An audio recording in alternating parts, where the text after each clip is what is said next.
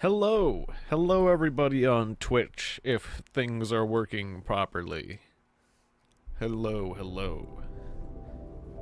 Welcome! as I adjust things and bump my mic because I don't have an intro screen.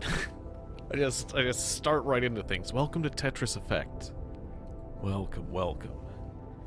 I wanted my streams to be a bit more relaxing.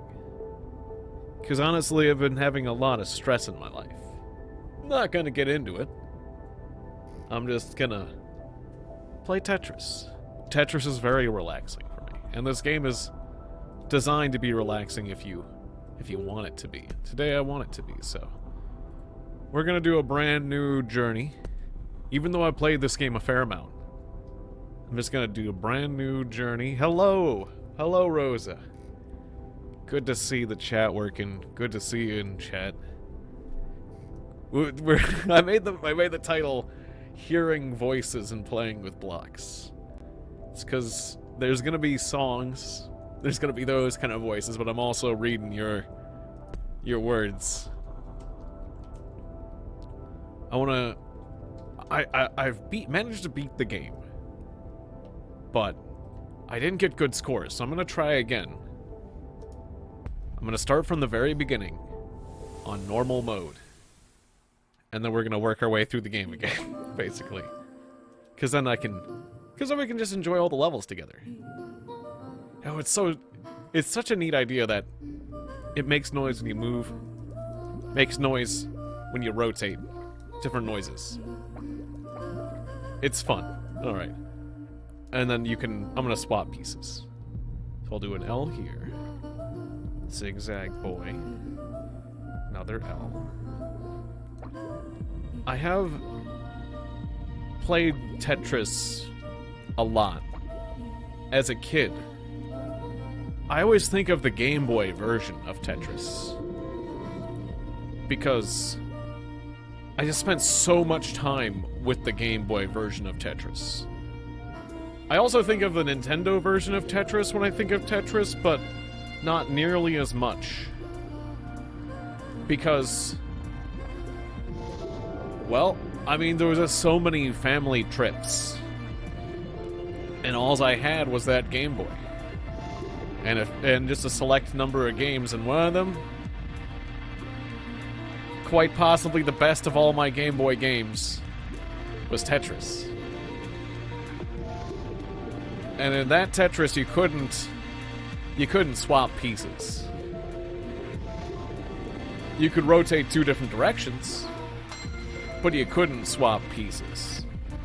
So right now I'm having a pretty relaxed time with things because I managed to beat this game in expert mode. I just managed to beat this game in expert mode very, very recently, so this is just super chill. Well, except for that. Oh, there's the voices. Except for my sweater is super itchy right now for some reason. My back. I have a very, very strong itch on my left shoulder blade. I'm tempted to deal with that. Actually, yeah, maybe I can. Oh, thank you, Rosie. Yeah. Oh, I got Rosa around to help me out. Hey, bub. Good to see you. Yellow yourself. Or yellow to you too. Thank you. Good to see you. Good to see you so fast, so quickly into the stream. I don't know if this stream's gonna get. This is probably gonna get hit for copyright stuff, where they're gonna be like, we're gonna take away advertise. We're not gonna let you have any advertising money on YouTube. Whenever the VOD goes up, I'm wondering.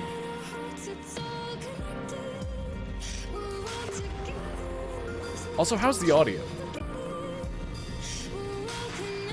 We're all connected, you know. Us and the fish and whatnot. Ender Fighter, good to see you. I guess I don't really have Twitch bots set up the way that other people do or something. There's a lot of work I need to do on my Twitch side of things.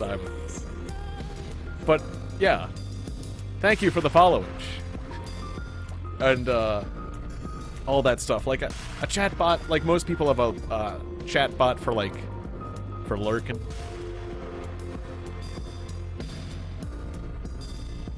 Oh, yeah. Rosa's dealing with a sound issue right now. She's trying to figure out something, I mean, a sound issue for her streams, specifically. How to isolate. She wants to be able to listen to music, but she wants to be able to listen to copyright music, but play non-copyright music. So, like, she wants to, because, yeah, copyright music is kind of an issue on like, Twitch and stuff. I don't know. We're kind of testing the waters with this one. The nice thing is they just give you a slap on the wrist these days for, as long as you don't, like, blatantly steal content, if you just play copyright music with a game, all they do is just take away the revenue. They force you to play ads, but then they don't give you the money. They're like, we're giving this to the people who really deserve it. The music artists. Well, welcome back. Welcome back, Ender Fighter. It's always good to have people coming in and out. That's not an unusual thing, but I recognize the name. Yeah, welcome back.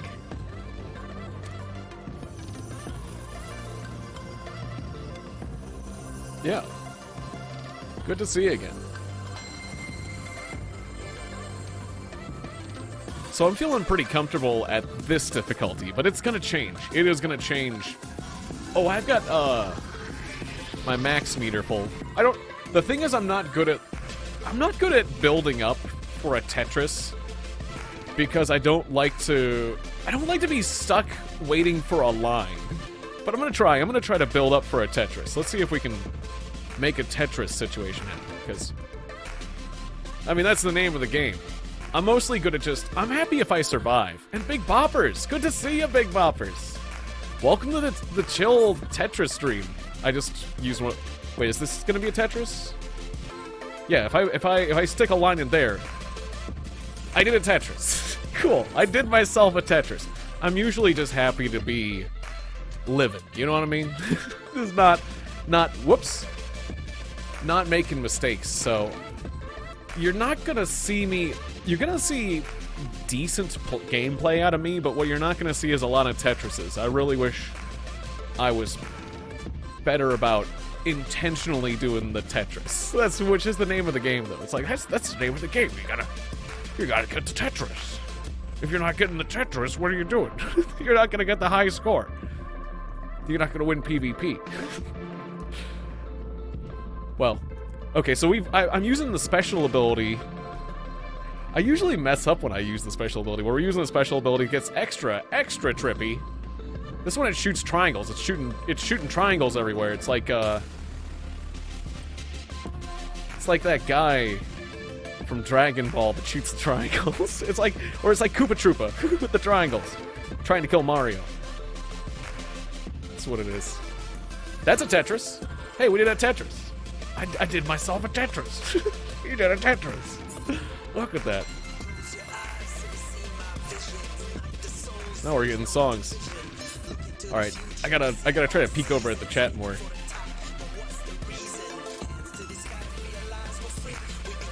Yeah, I slept better too.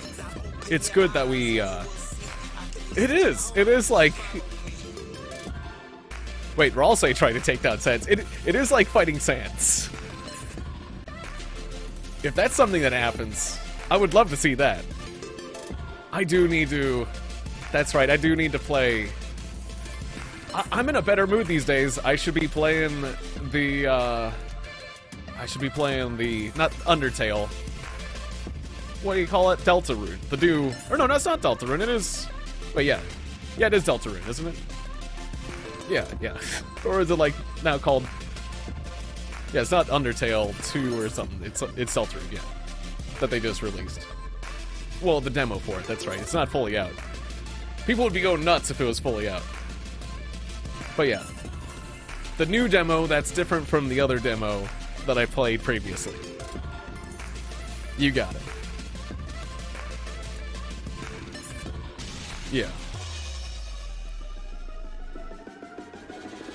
Yeah, I was saving that for when I'm in a particularly good mood and everything's working good in my life and whatnot. I feel like I'm pretty much there after playing this. And just, getting this whole switch to Twitch fully. Whoops! Oh, I did an accidental drop. I have a very sensitive D-pad, and if I press up, I do the insta. Sometimes I accidentally insta-drop, and I don't mean to. And, I've ended runs. I've accidentally ended runs by accidentally doing a drop, but that's okay. We can recover. I'm messing up a lot here. I need to pull it together. I need to focus a little bit. Okay, I'm digging myself out of this situation I've gotten myself into. I like the change in themes.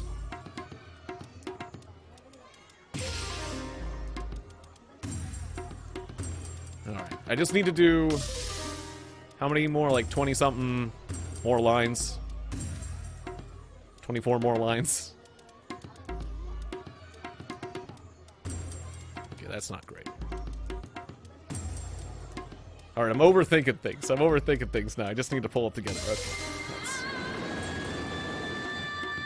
Alright, we got ladies yelling. Hearing the voices. I'm going crazy! Alright.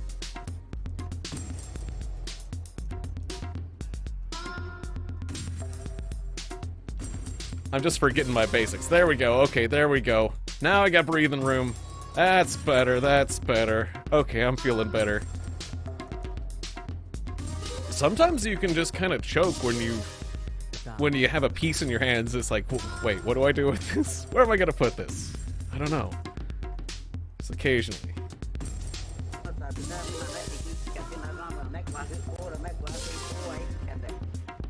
Oh, the voices are saying things I do not understand.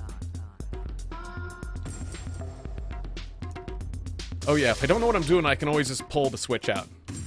I can always just switch things.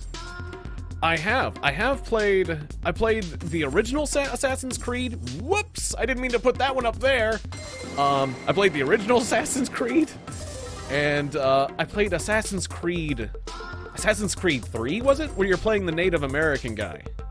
I played that one. Oh, and I played Black Flag a little. Or no, I played Black Flag a decent amount. That's right. I got to, I think I was sharing an account with my brother, basically, but I remember fighting one of the ghost ships. I remember playing, Black Flag and fighting that ship that rams you. The giant ship that rams you in Black Flag. I don't officially own a copy of it, but I think this was back when my brother and I lived together, so I could just use his situation, as it were. Things are different now. But, yeah. And you know... Yeah, they definitely... That's why I like this game. That's why I'm playing this one, Aaron. And good to see you. Very good to see you again. They didn't really change... They didn't do anything weird to Tetris other than just... Yeesh! Whoops! I messed up that line so bad! They didn't really do too much crazy to Tetris except for, make it look pretty. Oh, good, that was right at the end. Okay, cool. I got a B. That was still only a B? I got through all the stages without dying, and I made 2 or 3... I made like 3 Tetrises. I'm kind of surprised that was a B. Oh, and it just keeps going with the same setup. Oh boy, okay. Well, my struggle is not over. I thought that I would be given a... I thought I'd be given a clean slate there. Oops. Oh, okay, well, that's okay. We can just shove this brick in here. Don't panic. For some reason, I thought at the end of the series of stages, you got a clean slate. I thought that's how it worked. It was like 3 stages and... This is like a special endurance situation. Okay, that's fine, that's fine, that's fine. I can just dig myself out of this situation. I love how... I mentioned it earlier, but I love how the music goes with... Whenever I'm turn a piece or move a piece, the music reacts. And I like that. Like, if you know what I mean. Alright, we're digging our way out. We're digging our way out.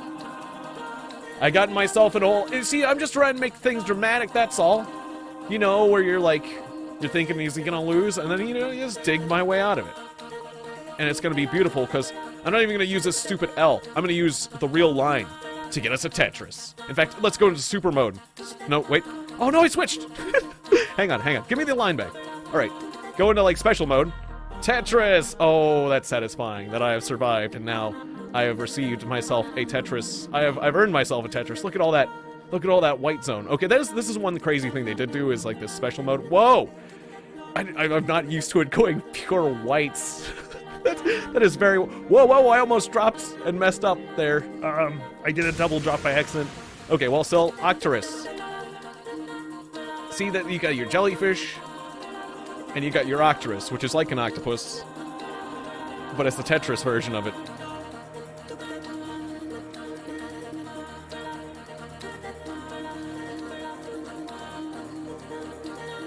Yeah, that was some pretty blinding light. Oh, there's a seizure warning that goes with this game with the bright, flashy lights and whatnot. So seizure warning, everybody, if you are prone to these sort of things because of bright lights, be aware that this does do that. I think it was up at the beginning when I started the stream, but if I accidentally cut it off, I'm going to make sure to say it loud and proud. This game comes with a seizure warning. Yeah. When you're looking at the bright, flashy, white, pure light, and then it goes to dark and whatnot.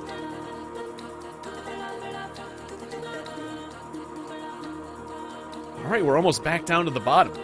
We're still only on speed level 1, so... I mean, I should be okay, but... sometimes when you just play this game long enough, you just make a button mistake. Sometimes I just fat finger things. Like, most of my deaths are just me fat fingering it. Like me just not placing where I want to put it.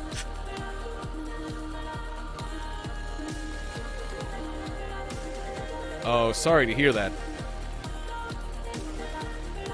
Yeah. There has been... because of the... I mean, if you're talking about the pandemic, which I'm fine with talking about, because I don't have to worry about, like, I don't know, I'm not worried about the YouTube algorithm or whatever, but, like, although at one point you had to worry about that kind of stuff more. Yeah, we've all known people that, just about everyone I know has lost people from the pandemic. And unfortunately some of it is unnecessary, and, yeah. There's just... I just hope things get better. That's all I can really say. Because I hope things get better. And then we all just have to do everything we can. Kind of pull together and whatnot. Oh, cancer. Yeah. That's bad too. That's really bad. Yeah. Thank you. Pardon my assumption. Yeah. Because that is equally bad. So, yeah, I feel for your loss. And hey, Bard Bun. Ah, cool. Yeah, I have had a yearning to do more classical games. I have been thinking about that.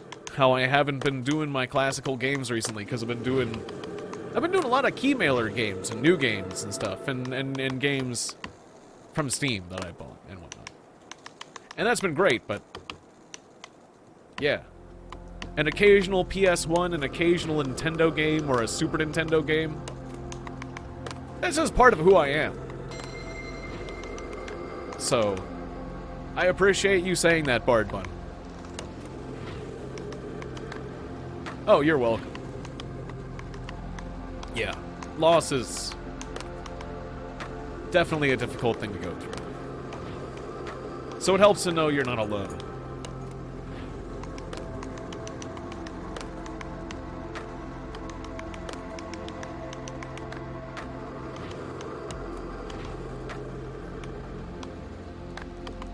RPG anime. Ah, okay, good. Okay, cool. I know it precisely. Yeah, you come to... Well, Carnage Heart. Particularly, I remember you being a big fan of Carnage Heart, and I received... I feel bad for having not played it yet. I received a email from my brother with a memory card of a robot for Carnage Heart that I'm sure can probably just destroy anything I have ever created, even though he said he built it with default technology. Because he's a programmer. He's a real programmer. And I'm not, so... I assure you, though, it's out of laziness that I haven't made that episode, and not intimidation. But yeah, sure, there is intimidation too, because I'm sure it's a good one. I'm sure what he has made. God, there was this whoops! Oh, that wasn't supposed to go there. Okay. God, there was this game. There was this Sega CD game. Oh, I'm forgetting what it was called. But it was a Sega CD fighting game, like Mortal Kombat, with robots. And there was a mode that allowed you to program the AI of a fighter in the game. And my brother took one of the better robots that the game allowed you to program. Or took one of the robots. And just made a devilishly powerful AI that could just beat me 95% of the time. Oh, I like the music of the stage. Like the bells. Bells and bubbles. Yeah. What was that called? Like black... So like Black Hole... I want to think it was like Black Hole Assault or something. Black Hole something or other. God, there's another one. There's a couple Sega CD games I wouldn't mind doing, like, It's really stupid, but there's a game called Tomcat Alley that has, like, these, like, well, just imagine cutscenes, Sega CD, like, live-action cutscenes, and they're just kind of funny, just, because it doesn't have the best acting. I mean, it's not the best game, but it's just a Sega CD game I had. Alright, at speed 5, I have trouble looking over at the comments without getting myself into a certain degree of trouble.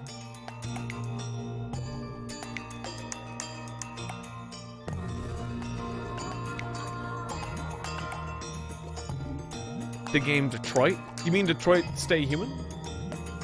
Or no? Wait. Ender Fighter says, I underestimated the game Detroit. It was actually one of the best games I've seen. You mean Detroit Stay Human, because I did enjoy that one. Although I haven't played that one for the channel. I've watched the Grumps. I watched the Grumps play that. Yeah, Detroit Become Human. Totally. I really enjoyed.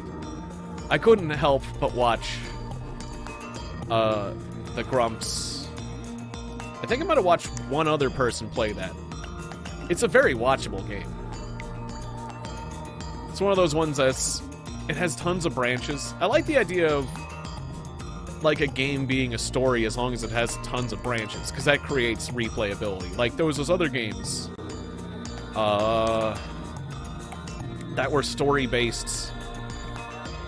The ones where lots of the characters could die. Basically, you could get all the characters killed, but it was story-based. It's a series of games where there's, like, a librarian kind of British guy talking to you.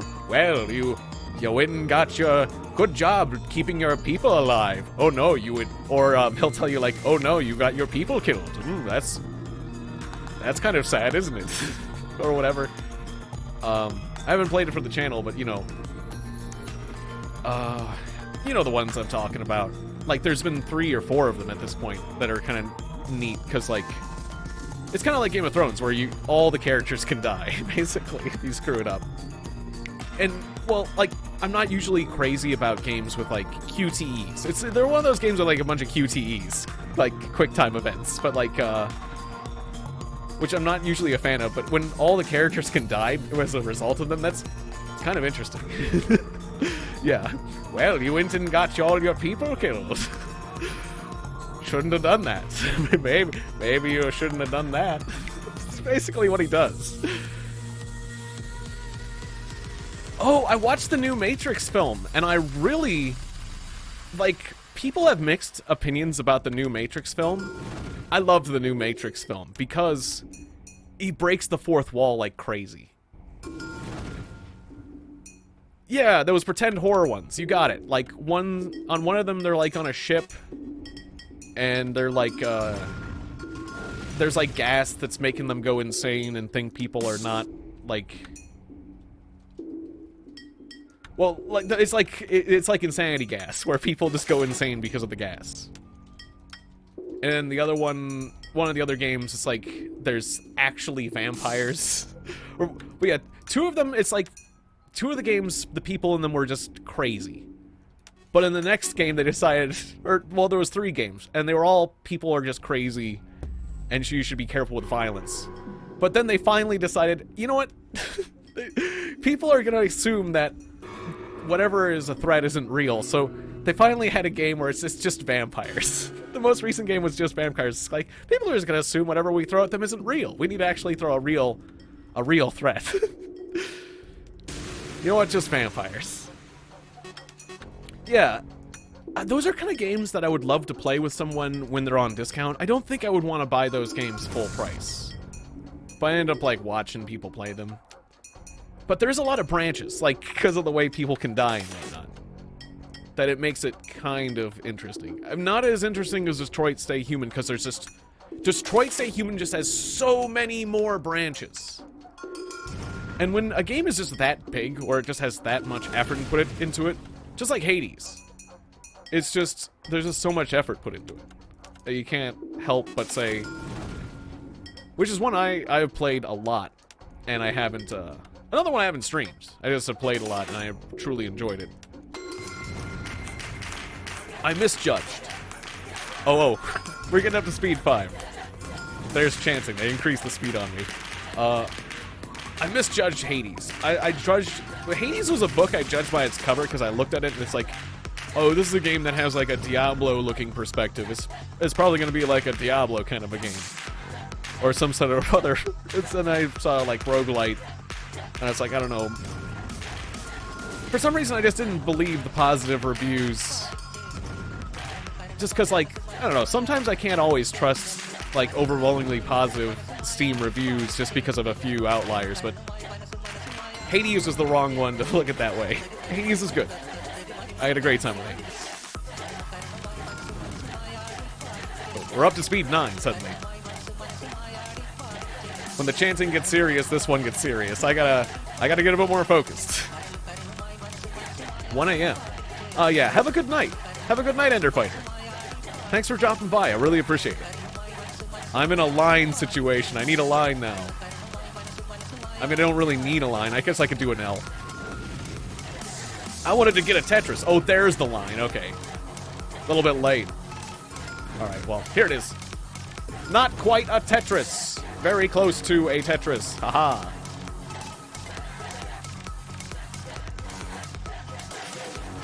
Wait. I guess that works. It's not exactly elegant, that solution there.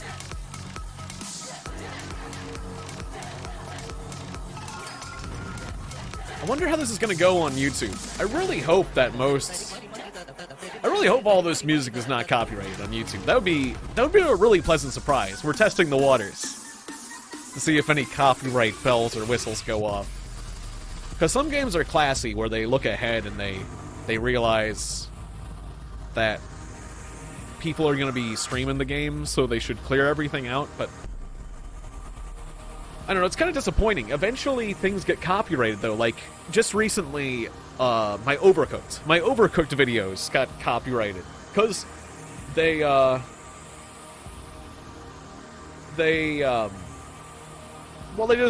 somebody copyrighted those musics. And it's a shame, because they were not copyrighted before. Like, just copyright trolls. Eventually, things get copyrighted, and it just gets worse and worse slowly on YouTube. But whatever, I mean, you know, it's a minefield, and you just gotta learn to walk around it. I apologize. This noise is pretty loud, isn't it? Yeah, me too. Now, wait. I'm looking back. So, yeah, I should check out that Matrix game demo. Yeah, wait. Yeah, the Iraqi war. For some reason I was reading that because you said, or wait. Or no. Or no, is it, where there was like, oh no, I haven't looked at that. I was thinking of Akari Warriors. I'm not sure. I got confused. You know the Nintendo game Akari Warriors? I really liked that one, but that's not new, that's old. Like, did they remake Akari Warriors? The original. It was like, it was a mindless shooting game. It's completely different. I'm reading your chat wrong. It's a new game. I guess I just have not. I guess I'll check that out. It's not Akari Warriors for Nintendo. It's for NES. What I really liked about that one was you could, it was a slow-paced, like, Nintendo top-down shooting game, but it was one of those games where you could find a tank. Like, an enemy could be using a tank on you and you could steal it from them. Or if the enemy was using a helicopter, you could steal the helicopter.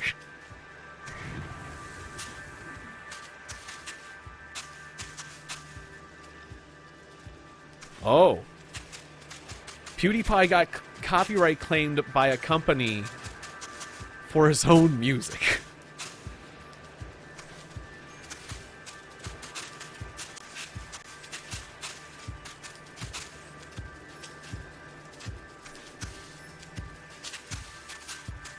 Wait, it's whose? Wait, whose last game?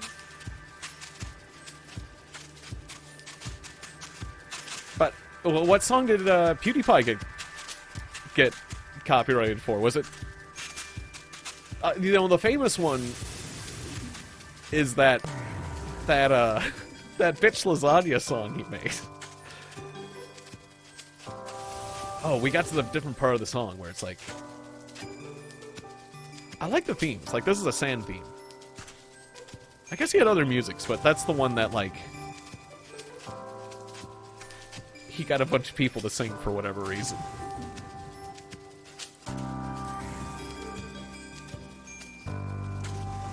Because of that whole...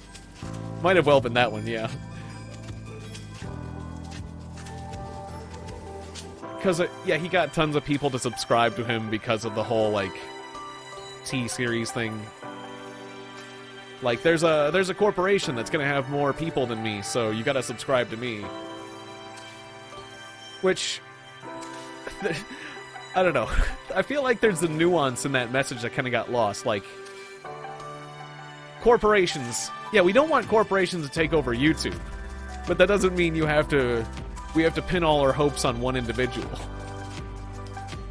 It's like, the campaign should have been subscribed to individuals versus corporations. In general. But, you know, they don't want that.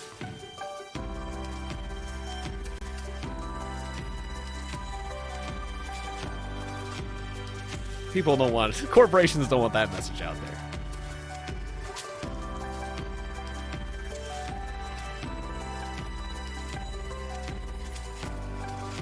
Yeah, I'm allowed to copyright claim things.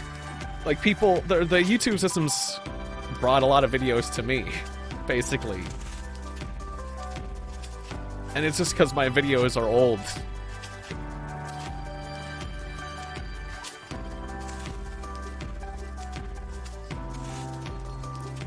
So if I wanted to be a troll about certain videos of certain old games, because I'm like one of the first people who posted it or whatever, YouTube would be like, okay, go ahead. Until, like, they realize, like, hey, these are video games.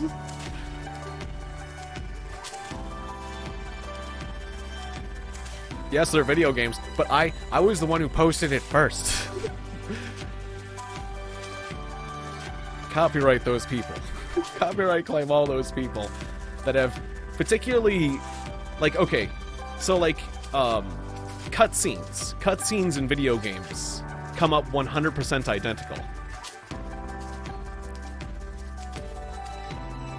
Yeah, the background animations are 100% random. It's just different themes. It's like, well, it's like the sand in the desert and the sand on the moon, because it's sandy, dusty on the moon. It's moon sands now, and that astronaut, that astronaut is dead at the wheel. That's why he's going in circles. He's passed out. he's long. You might think, why circles? But it's just his amount of oxygen was far less than the amount of energy that rover had. Now see, now we're underwater, and we're swimming very fast with these dolphins. And they're clicking on us because they like what we're doing with the blocks.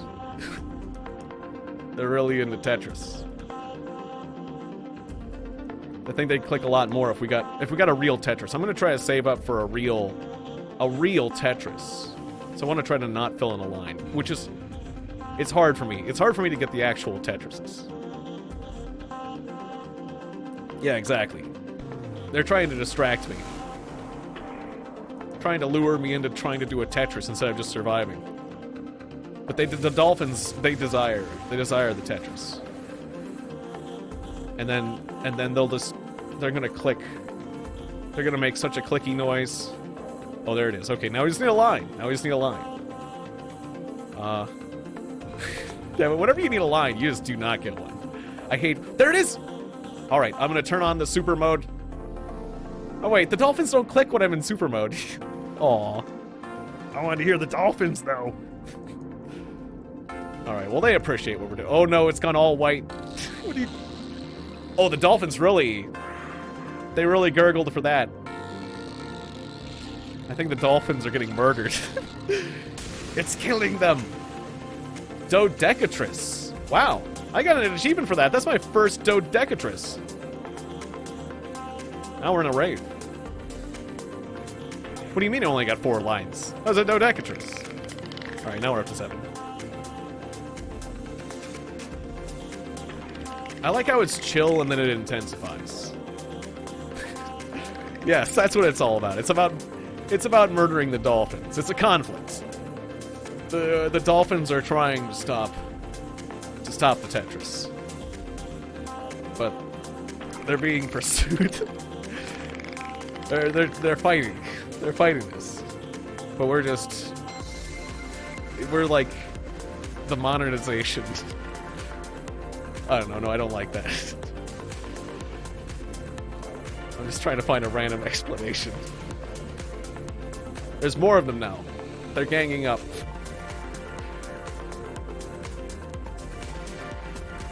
They're shooting bubbles at me. That's why it's getting harder for me. It's the conflict.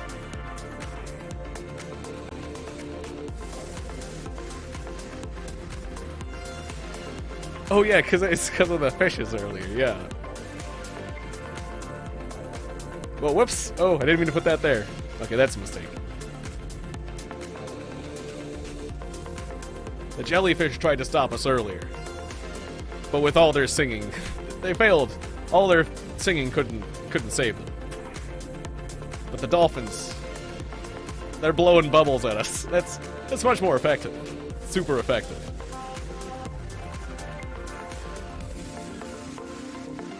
Oh, they're teaming up with the seagulls. They're jumping at us.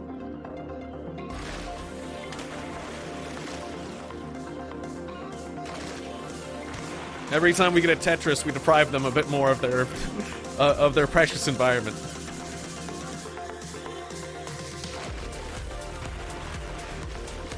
We're closer to defeating them than ever. Yeah. Don't forget your towel. Don't forget your towel. I do like that character. Towely.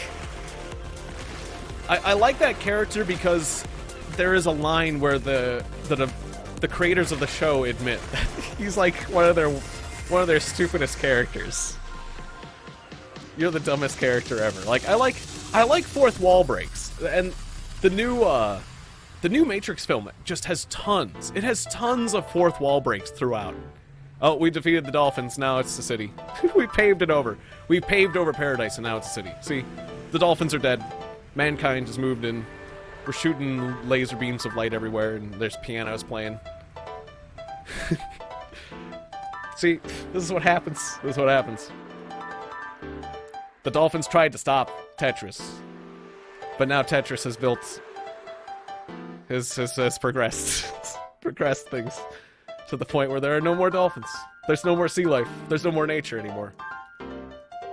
It's just a guy mashing on piano keys, trying to learn how to play the piano. Yeah, I watched the new Matrix film and I really enjoyed it.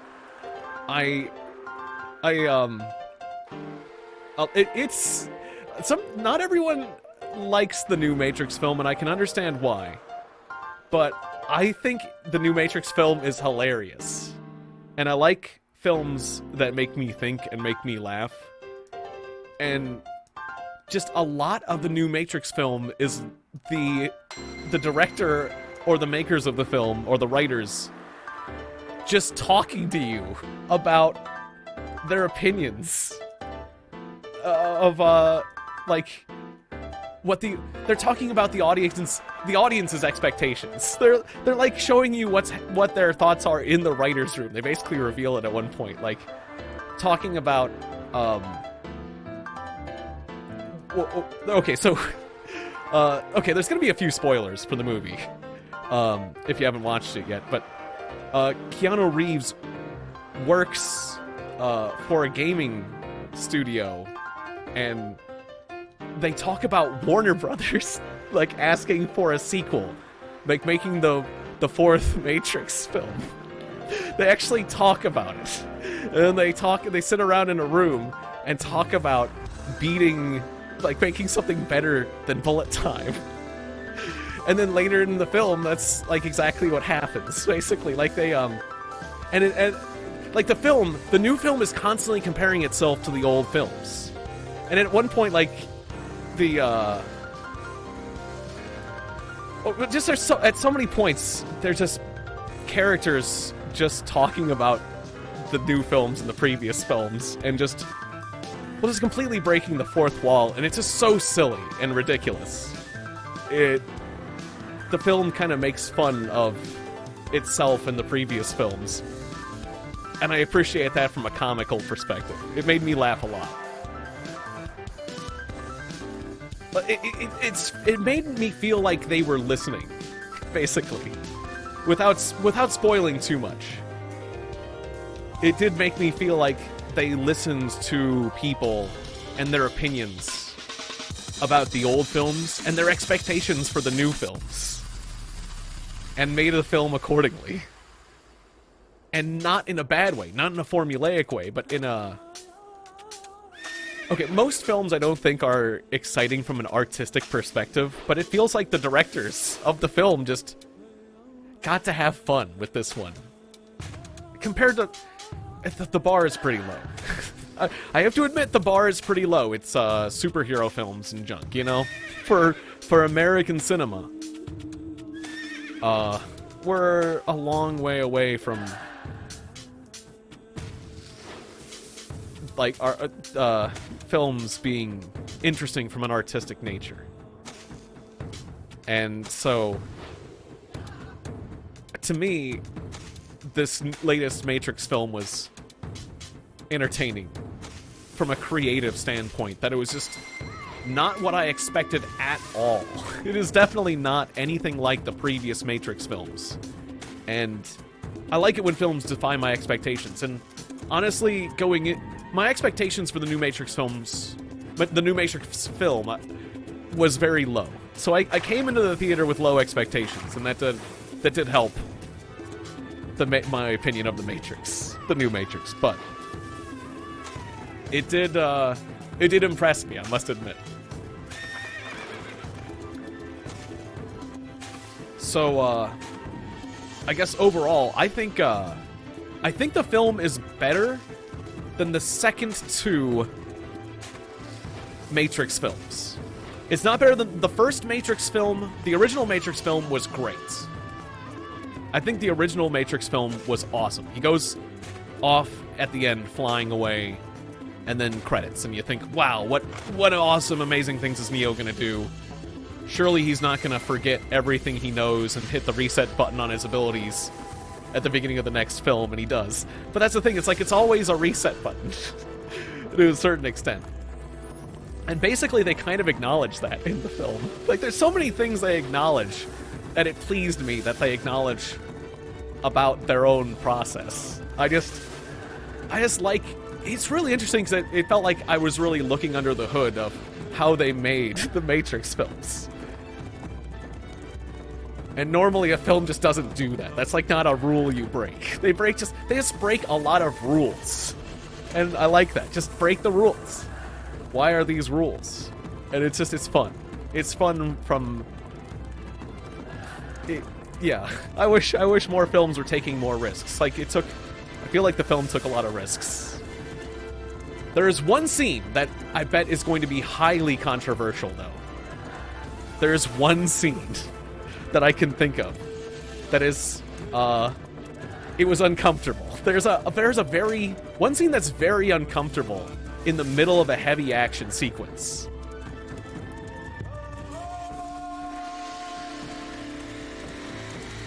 Yeah.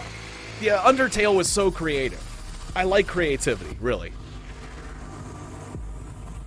So anyways, there's this chase scene, and there's these tall buildings, and I don't want to spoil things, but there's going to be, I'm going to try to make the spoiler as small as possible, but what made me uncomfortable, hey, Dread Gecko, oh, I think my volume is more sensitive than usual. Hang on, 1 second. I usually have a mic lock. I feel like my mic is hotter than it should be. Is this making it better? All right, anyways. I don't want to register rankings. What happened? What did I click? Okay, yeah. Okay, you're muting the spoiler? Okay. Yeah, the mic was a little spicy there. Yeah, maybe I should just turn it down just a hair. Anyways. So the spoiler. Here's the Matrix spoiler. People were jumping out of... There's all these bots that attack them like agents. They jumped out of these tall towers and dove on the cars. Just like imagine bots. All these people turned into bots and started suicide bombing out of windows, but just with their bodies. Like there was these tall office buildings. Not quite. I'll make it quick. Tall office buildings. Then the people throw their bodies out of the windows and hit the ground and splat. and they're trying to hit the car. They're trying to dive out the windows and hit the cars. And it's insane. And it has to deal with suicide, basically. It's like office building suicide, and that's what's uncomfortable. That's the uncomfortable moment. Okay, done. Yeah. Spoiler over. We're good. Okay, I think clicking outside the screen might have messed with my... No, okay, good. My situation's still good. Okay, preserved. Spoiler over. Okay, cool. Yeah.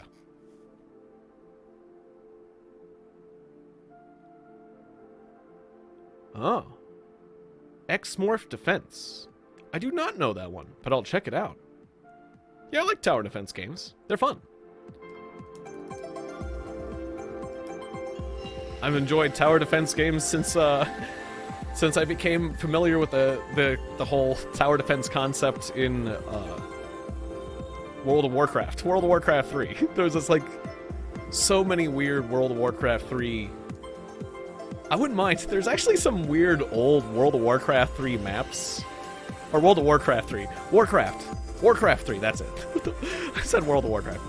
There are some old Warcraft 3 maps that I wouldn't mind playing again that were just weird. Like, fully fleshed out RPGs or, like, recreations of arcade games and junk. And weird tower defenses.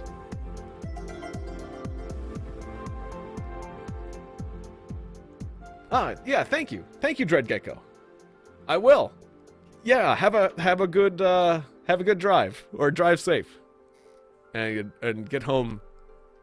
What do they say? Yeah, yeah. Have a good drive safe, and thanks for being here. And I'll catch you later. Thanks so much, Trent Gecko. I really appreciate it.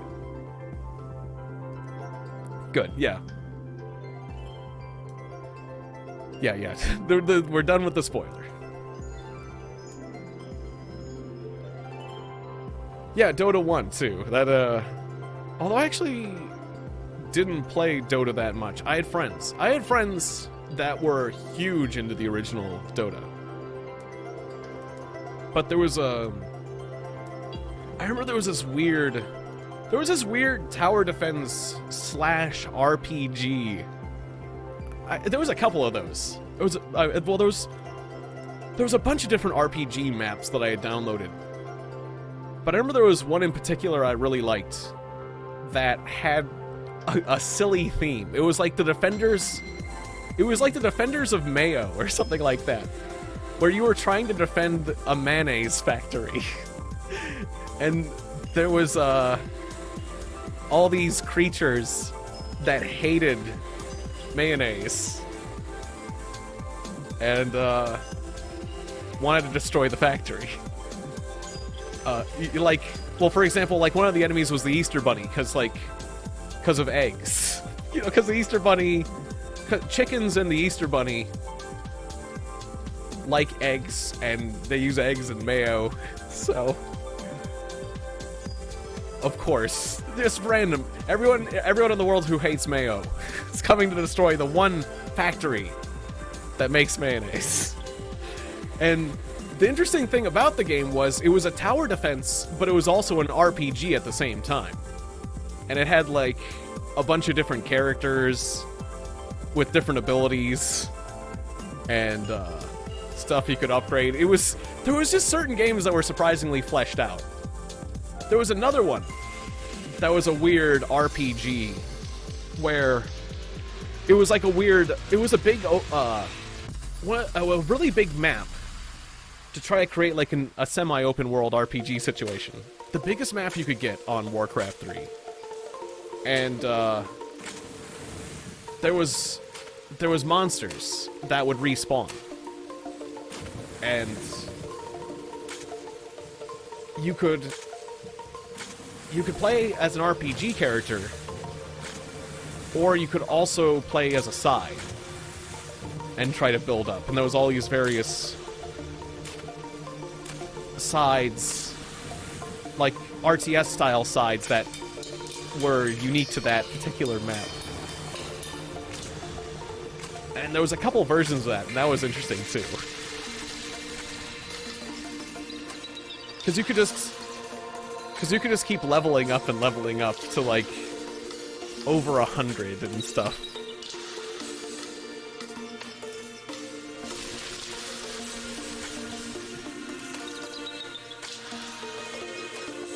It was one of those games that was just designed so you'd play it a lot, so you could sink a lot of time into it. I'm gonna use this ability because I'm having a little trouble right here. I'm not focusing enough. So I'm gonna use bullet time, as it were.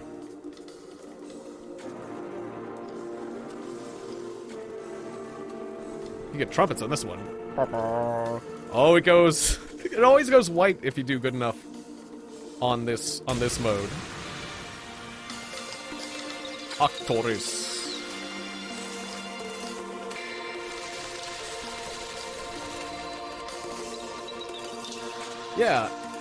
Yeah, editors for games weren't that common back then, so it was a pretty big deal when a game had a really powerful editor.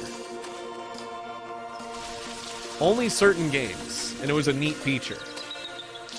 I remember that was one of the reasons why I played Postal, the original Postal, is that it had a really good editor.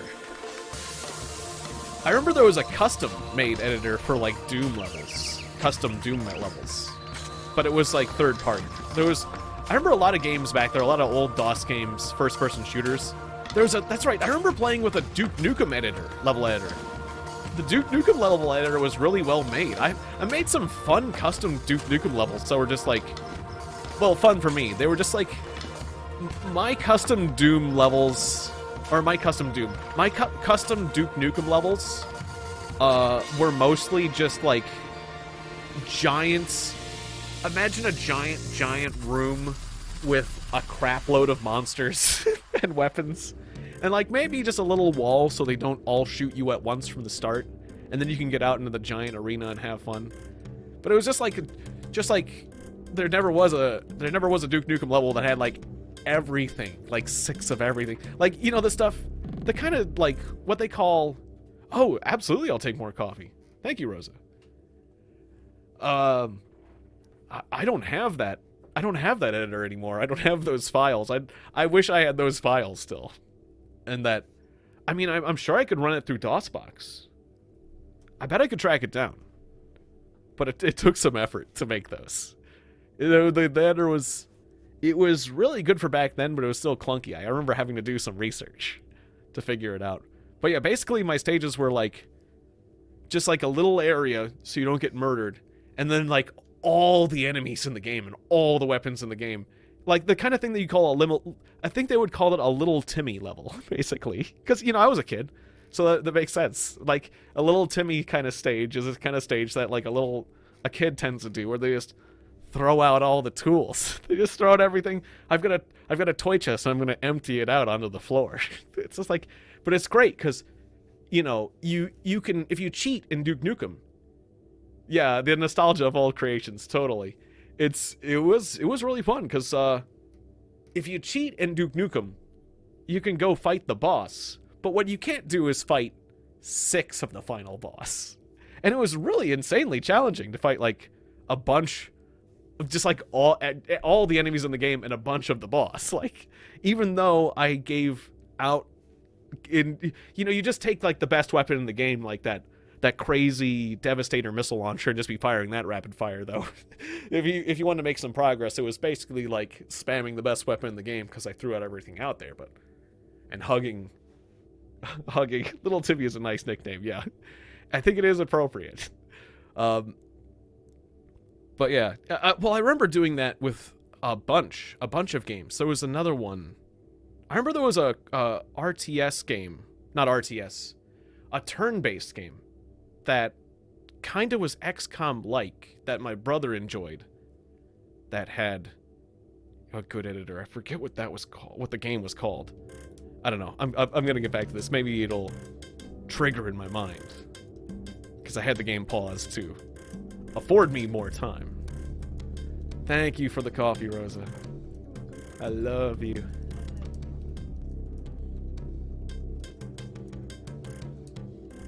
I remember it was a game that was beautiful looking. Well, for the time, because it was polygonal. It was kind of like XCOM, but it was solely mission-based. And, I think that's why I didn't like it as much, is that it didn't have... I like the open world freedom and randomness of XCOM, that you don't play the same series of missions. But this game was a series of missions, and that's less interesting. So that's why when I played the game, I almost entirely played with the editor and didn't play the campaign. I only played like the first 2 missions of the campaign of this game. But then I just played with the editor and made my own situations and had so much more fun with it.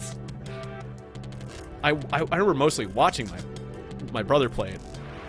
Oh, what was the name of the game? The voice files. The voice files in the game were very funny. I remember I liked that about it. What was it? I can't remember any really good descriptive words of it. Like dominant something? Dominant species? Dominant selection? Dominant... All I know is there was a pistol. There was a pistol in the game called the Double Fire. That was kind of like Judge Dredd's double pistol, where it's like... There was like a... My brother's favorite weapon was this Double Fire pistol. It was like a SMG, but it was basically a double-barreled... A double SMG, a double gun. And it was just, my brother had done the math, and it was just very good mathematically in the game.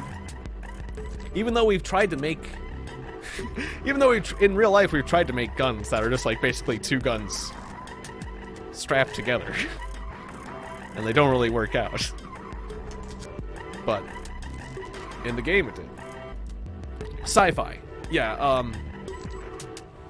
I remember the people kind of looked like they kind of looked like Judge Dredd looked, in that they were wearing like suits that were kind of red and were like covering, like the soldiers didn't really show much.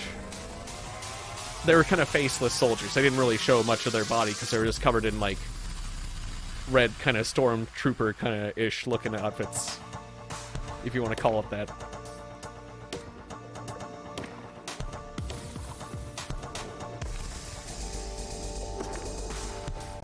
I wish I could figure out, or had a better piece of information.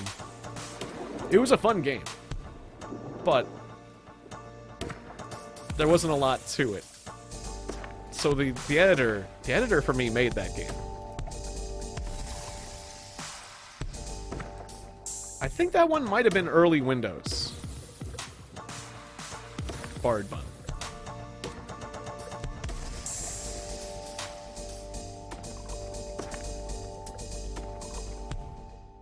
Oops.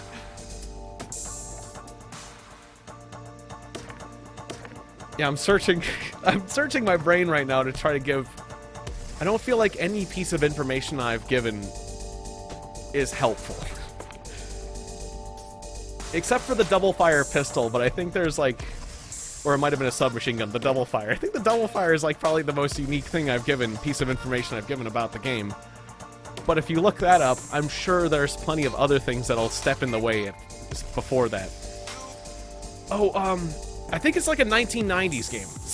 A time frame. I think it's 1990s. I think it's like 95, 97 kind of era. It's a 90s game. Windows... I mean, it could have been DOS, because there's still some DOS games that were made in that area, but I think it was an early Windows, like Windows 95. That could help. If you search like a turn-based game in the 90s, you might be able to find it that way. And then look for what I've described in the double fire or whatever.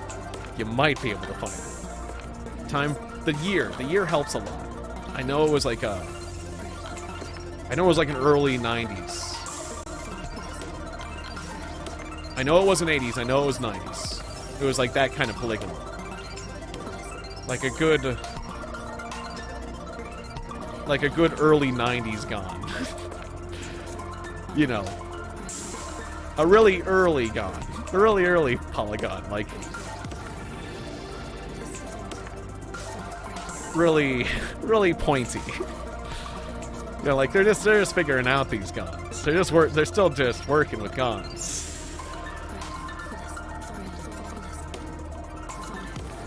It's amazing. It's amazing at all that it's a gun. It's a polygon. So they're pretty sharp. They got pretty sharp features. Like, we're talking like, you know, like how, like Lara Croft had like sharp features that could cut you. It's pretty early guns.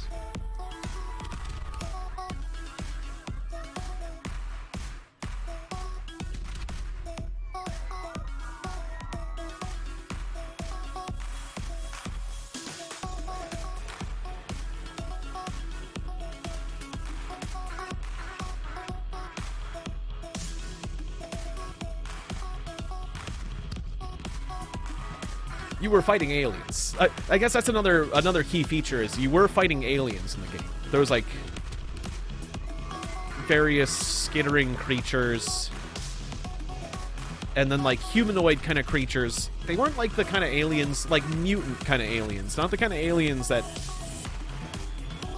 are like using technology against you. They're not like technological aliens, like biological horrors. Like aliens kind of aliens. You know what I mean? Like the ones that are gonna bite you and spray acid on you. Or if they're gonna shoot you, it's gonna shoot you with something gooey and unpleasant. Or something biological. Alright. That's what it is. Heard my mic crack just a little bit there.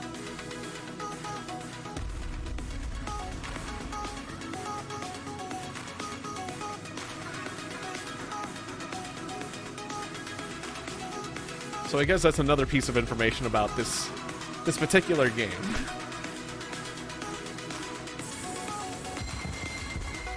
Oh, we're up to speed 11 suddenly.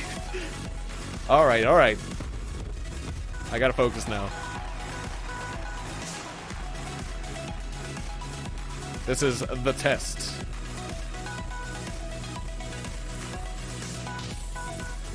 Alright, I got a line saved up. I guess I'll use it.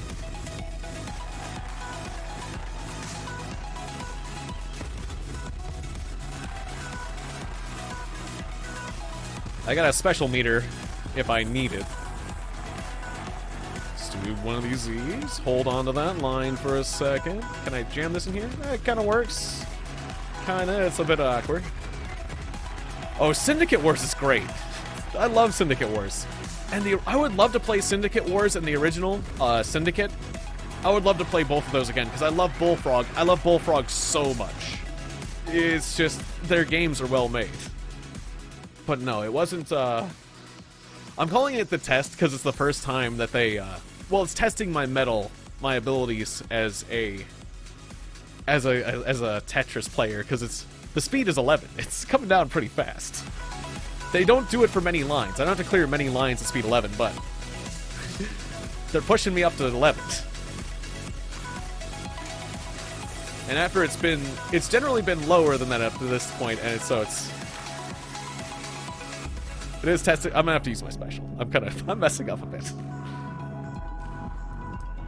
I mean, it's not a huge test, but I remember losing a couple times here before when I was practicing off stream. Whoops! Speaking of screwing up and losing, God no! I just did it again. My up button. Oh no! Oh no! Oh no! What have I done? I'm gonna have to do so much work to clear that. Oh, that's bad. That is bad. That is not good. There's bad, and then there's this. But you can clear this up. I just gotta build up over it, and then yeah. Okay. We'll get another line. No, I messed you up. Oh. Okay, no, it's okay. Okay, I just need another line. Well, we beat the stage, but I'm still like choked up pretty high. It's gonna carry over. Alright, well, I'm gonna take a sip of coffee. Yeah. Just all those early Bullfrog games are fantastic. You got the Syndicate Wars, and the Dungeon Keeper and Gene Wars, and Theme Hospital, and the theme games. I loved all of those. I played those a ton.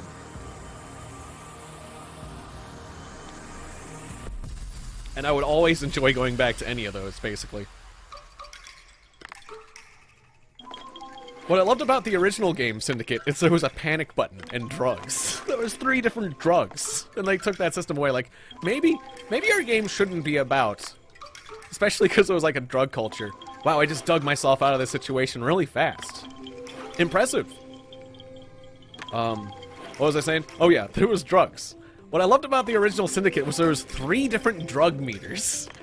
And there was like a perception drug and a reaction drug and like I don't know, like an accuracy drug or something, or it was like a speed drug. Like a speed drug, an accuracy drug, and I don't know, like a health drug or something. And you could increase or decrease the dosage of those drugs. And then there was a panic button, and the panic button would set all 3 drug meters to full and make your guys shoot at random with all your weapons. If you press both mouse buttons in Syndicate. Oh, and Magic Carpet. I forgot about Magic Carpet. For real. Magic Carpet's the one I want to play next. Magic Carpet is great. Magic Carpet's amazing. That's the one that's chill and relaxing and just... And almost every single one of those games had terrain deformation. Think about it. Modifying the terrain, deforming the terrain, it's still a really cool thing in video games. They were doing it back in DOS days. Dungeon Keeper, you were allowed to dig the walls. Not very big terrain deformation, but it's something. Gene Wars. In the game Gene Wars, I made a hole so deep that it locked up the game. And in Syndicate Wars, I did the exact same thing. I made a hole so deep, it crashed the game. The exact same thing. Or a mountain so big. You can make a hole so deep or a mountain so deep, big, so tall, it'll eventually crash the game. But it takes a while. You just keep going and going. In Gene Wars, you had to manipulate the construction process. Or use a cheat code. There was a cheat code you could use to modify. In fact, I still remember the cheat code word for Gene Wars. It's Salmonax. If you type in the word Salmonax, S-A-L-M-O-N-A-X-E, Salmonax, if you type that in Gene Wars, you can cheat. And then you just press the F keys. Just one of those things I know to this day. To this day, my brother can, my brother has memorized the password for Mega Man 2. In Mega Man 2, you know, in Mega Man 2, the stage with really good music, the Dr. Wily stage, there's this one stage that has really good music. If you know, you'll know what I'm talking about if you like that particular song a bunch. Anyways, my brother liked that song so much, and the only way to play a video game music back in the day was to, you know, use the console to play it. He just memorized the password for that stage and would put it in to listen to the music. And so to this day, he has.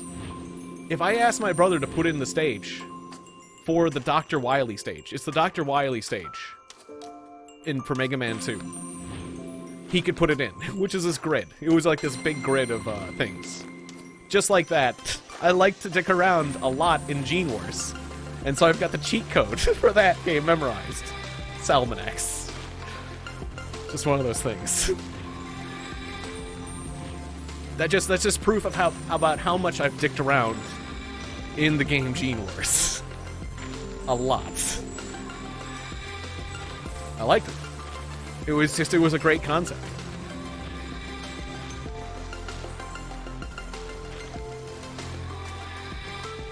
I remember also the cheat code for, I don't exactly remember what the cheat code was, but I remember one of the really neat things about Theme Hospital was the cheat code for that game was in the cutscenes. Whenever you would get a fax from anyone, whenever you get missions, you go to this fax machine screen.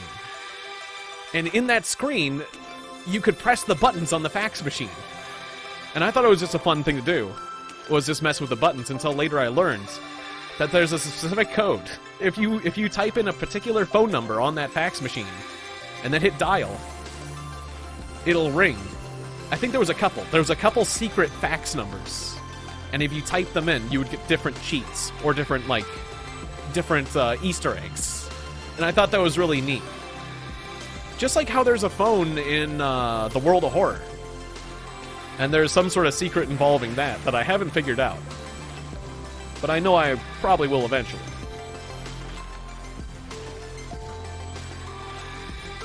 But I think that's neat. It just encourages you to click around. There's little bonuses. I like Easter eggs in games. Definitely a great compliment to the game. Yeah. I thought that I love games that you can just mess around with and create your own fun. And those early Bullfrog games were great. They were absolutely wonderful for messing around and being a great sandbox. They worked great for gamers who wanted an objective, but they also worked extremely well for people who just wanted a fun sandbox. And I think that that's wonderful. That, you know, games that just appeal to all types. Yeah, well, there was a phone. Yeah, in the house, there was a phone. And I could press numbers on the phone, and they'd show up at the bottom of the screen. So it really felt like there was a secret. Just like that other... There was some other secret I was talking about that I couldn't find again. Like, even where to input it. But the phone thing I was able to display. The phone thing was there. The phone thing is still there and is a real thing. The other symbol thing I was talking about might have been... Either it was patched out or I'm crazy. And Cthulhu got me. The Cthulhu madness got me. I swear it's real, the symbols. I told them it was real. To this day, no one believes me. And now I take to the drink. Someday, I see tentacles and symbols everywhere. I swear the secret was real. I lose 2 points of sanity. It's like one of the cutscenes in the game. You swear there was a thing. There wasn't. You swear there was a feature in the game that isn't there. Plus 2% on the Doom on the Doom track.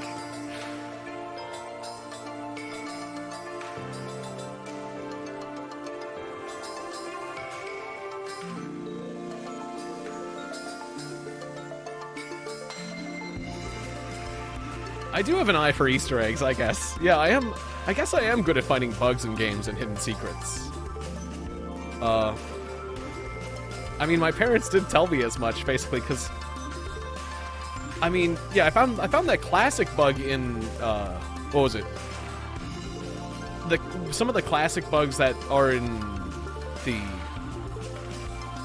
Yeah, Dragon Warriors, or Double Dragon, that's it. I want to call it Dragon Warrior, but that was an RPG. Double Dragon. I found the classic bugs in Double Dragon, but also apparently I found some crazy bugs in the game Mighty Bomb Jack. Bugs that, I don't know, my father and mother swear I was like playing, going around on like the title screen and stuff. Like I had like done some crazy things in that game. I forget that one. I know there was like this weird level select thing, and if you could just keep doing stuff in the level select, you could get some... I remember making some weird things happen in Mighty Bomb Jack, but I don't specifically remember being on the title screen, moving around on the title screen. I remember finding out, like, a bug in the game Rygar as well. Or Rygar or Ragar? Some people call it Ragar, but, like, I remember finding a bunch of game bugs in that game, too, but a bunch of old Nintendo game bugs. I was generally good at finding bugs. So it makes sense I would also be good at finding Easter eggs.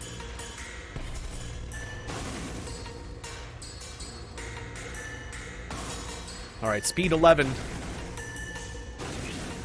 I'm gonna have to do a bit better. I'm gonna have to not mess up for a bit here, because I could really screw things up here. I can't be casual right now. In fact, I might want to activate special time mode. Yeah, I'm gonna activate special time mode for my own safety. Because I've been doing everything in a solid run, and I don't wanna lose here.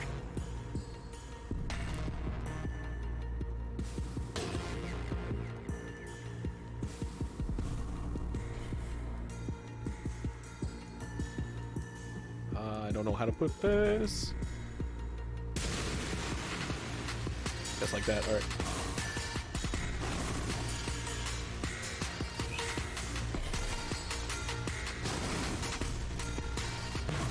Alright, I'm getting it back down. Oh, and we're back to speed 7. Okay, good.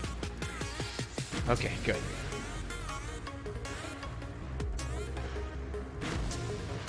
Sometimes they just put pressure on you for just a little while, and then they take it back off. Because this is still normal mode. But I'm gonna feel like I've achieved something if I make it all the way through normal mode without losing once, without having to retry. Because normally I got through these games, there's checkpoints. Every 4 stages there's a checkpoint. Or no, I think every stage. I think yeah, you can just continue from every stage. But if I can beat the standard game of Tetris and not have to load game throughout of this, I'll be proud of myself. I'll feel like I've made a good amount of progress. Because it took me a lot of tries to get through it originally, so, like, I'll feel like I've had growth.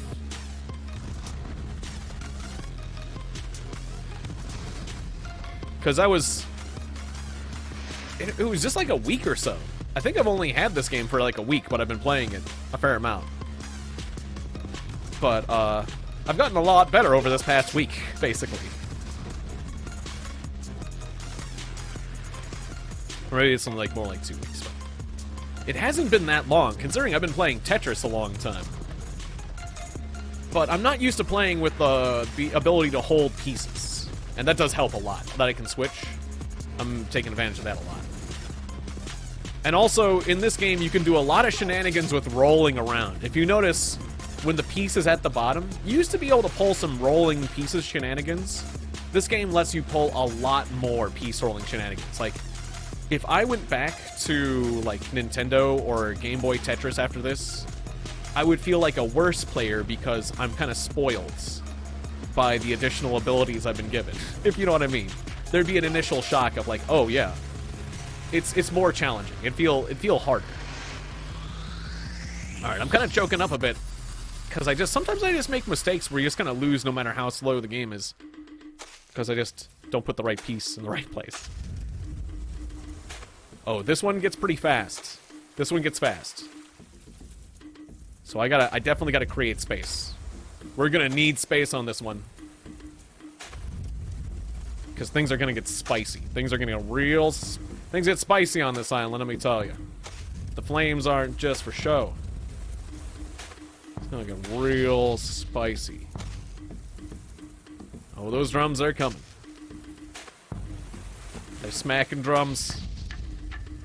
They're getting ready for the sacrifice. Who do you think they're sacrificing this time? Oh, speed 10. At least I'm ready for it.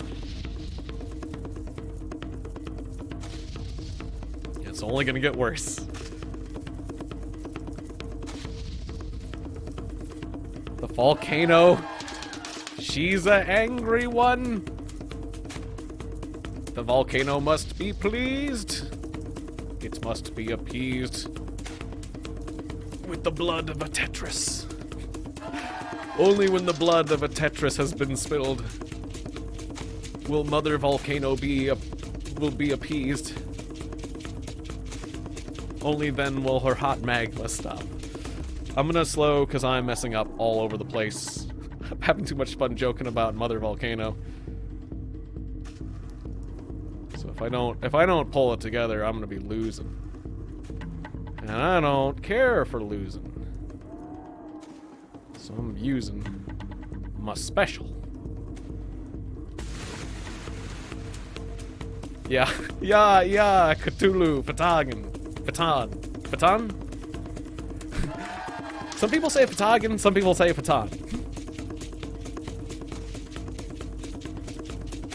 Or other things. Patagon. People say it all sorts of ways.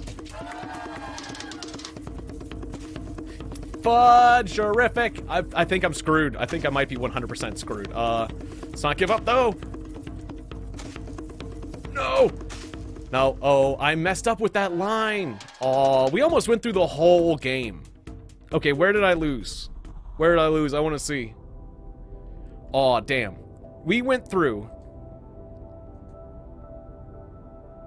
like 70% of the game. I had to get through one more thing. I accidentally hit the drop button and I insta-dropped a line on myself. Damn it. I'm also getting really hot. The studio's getting hot, and I'm gonna take off this extra hot sweater I'm wearing. 1 second. It was cold earlier. Now it is not. Okay. All right. Well, I feel like changing gears. I feel like I'm satisfied for Tetris for now. This was a good Tetris stream. We've been going for an hour and 30 minutes. I'm not done streaming, but I'm done with the Tetris. I'm gonna change to something else. Let me just pull it up real quick. Hopefully I'm not gonna let you stare at a blank screen for too long. I think I can pull up this other game real quick. I've got one other game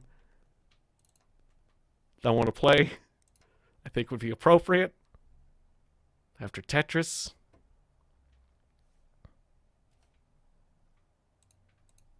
In fact, I think that playing this game after the other game will make me perhaps a better Tetris player. Maybe the best Tetris player of all. I should do studio mode. Okay. See. There it is. There it is. Okay. Wait, did I transition properly? Okay, there it is. No, I didn't. I transitioned to it and then would transition back. That's not how you use studio mode. Okay, I'm new to using studio mode. All right. Hopefully, my control should be good. See, I don't know if I believe, yeah, the makers of that last game were Japanese. They weren't the original. The original maker of Tetris made 1 or 2 sequels.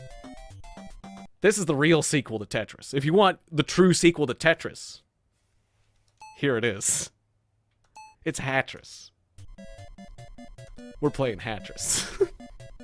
See, if I master Hatris, the sequel to Tetris, the true sequel to Tetris, why, then... Wait, how did I go down faster without, like, warping it? Was there a way to do that? Or do you just drop? I hope I don't have my controls borked. If you master... See, this is the sequel... Or yeah, I guess it's just drop. This is the true sequel to Tetris that the maker of Tetris, which you can see his face right there, the maker of Tetris on that lever. I believe it's the guy on the lever on the top.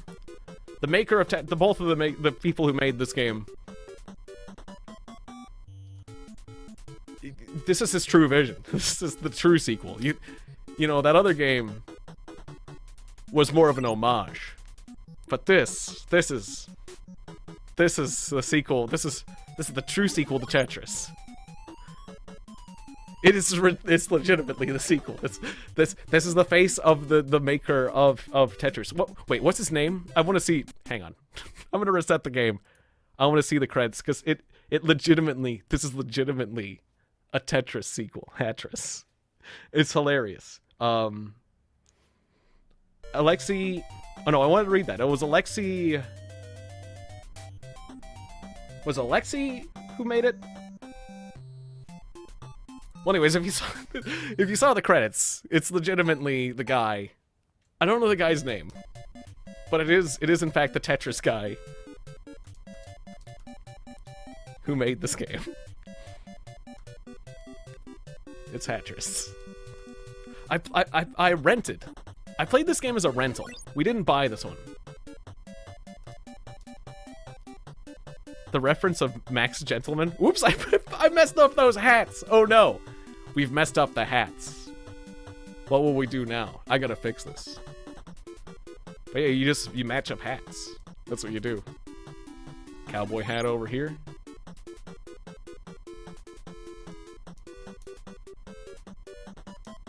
It's not a reference I get, but I'm glad you understand something now.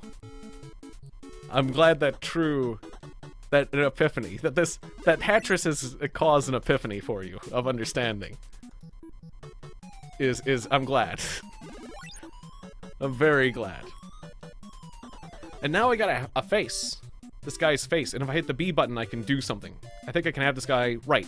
Okay, so this guy can switch hats. Like, I could say, like, I want these over here. I just use a resource to do that, but that's your special B button ability. I just earned that guy, and then I wasted it. I wasted a hat switcheroo. See, so like, why would you want to stack up shapes when you could be stacking hats and then pulling a hat switcheroo like that? Genius. I don't know why anyone continued to play Tetris after Hatris existed. I mean, it's a masterpiece. There was a 3D Tetris. I played 3D Tetris. 3D Tetris is kind of cool. Which is another sequel he made. kind of gives you a headache after a while, 3D Tetris. None of them were actually as good as the original. I mean, you know, I'm being silly, obviously.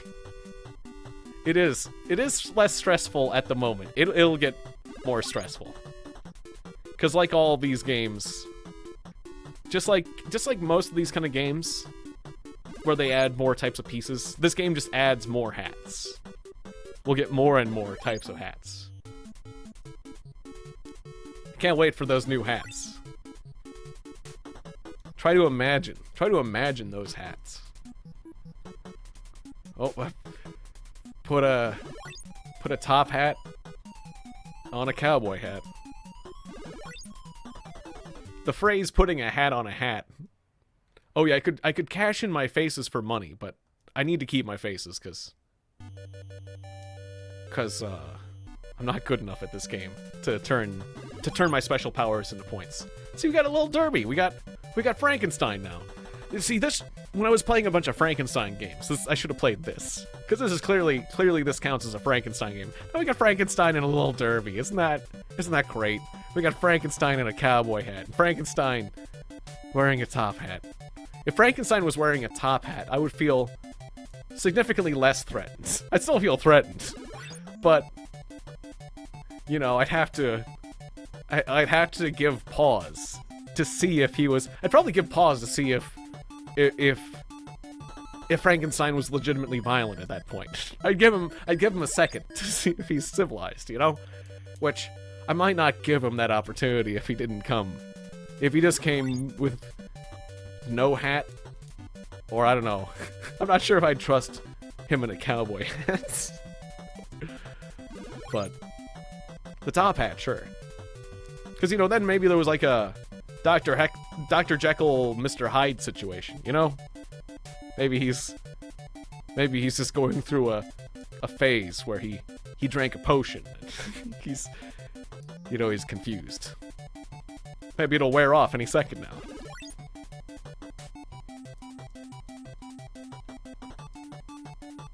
Alright, well, we got a tall pile of hats here. We could do the switcheroo power. Yeah, everyone's just a bit more respectable with a top hat. Exactly.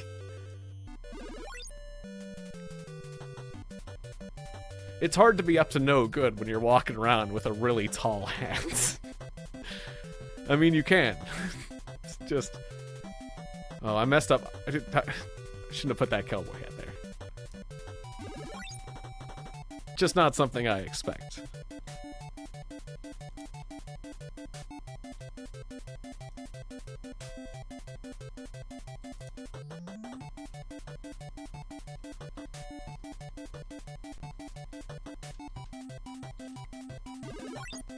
I'm not gonna try to beat this game. Oh yeah, thank you, Rosa. I should have done that. But thank you so much. I'm really glad. I really appreciate that you can do that for me, and that you're willing to do that for me. Thank you for switching the Twitch stream over, the title over to Hatris. Because YouTube's probably just seeing this as Hatris, because we probably chopped it up. But Twitch deserves to know. Well, I mean, is it so bad that somebody's expecting Tetris Effect Connect and then they get this? Is that really so bad? I mean, really, that's an upgrade if you ask me. But there are people out there on Twitch looking for Hatris. And that's the thing, is that really the greater crime is depriving the people on Twitch that are specifically looking for Hatris of me, who is currently playing Hatris. Fuck! Just placed those wrong. You know, that's really why it's important to do that. So thank you. Because I know that there's a lot of people just waiting for somebody. Hey, there's Charlie Chaplin now. Waiting for somebody to play Hatris. Just like there's just a large group of people on Twitch just dying for more Hatris streamers. Just pure. Just the thing is, I'm just gonna have to disappoint them and say I'm not another one of those famous Hatris streamers. You know, I mean, I might be doing good, I might be doing good enough to get to the Charlie Chaplin point. It's Charlie Chaplin stage, but I'm not one of the I'm not a pure Hatris streamer. I do other things. Despite my skill level. He says while screwing every single hat up. Here, I'm gonna have to use switcheroo powers. Alright. Tallest or shortest? Oh, and that deletes the hats! Oh, switcheroo power is more powerful than I thought. You can delete a pair of hats. You can send a pair of hats to the Shadow Realm. That's amazing. Alright.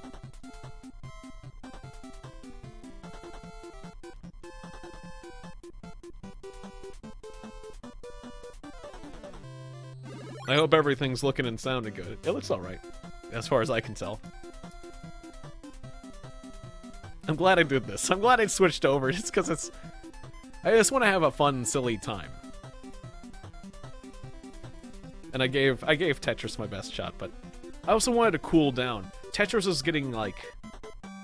I just wanted to be relaxed. The Tetris was getting to the point where it's, like... Getting to the difficult point where it's getting hard to relax, but... Also the sweatiness factor added in. I didn't realize how hot the studio was about to get.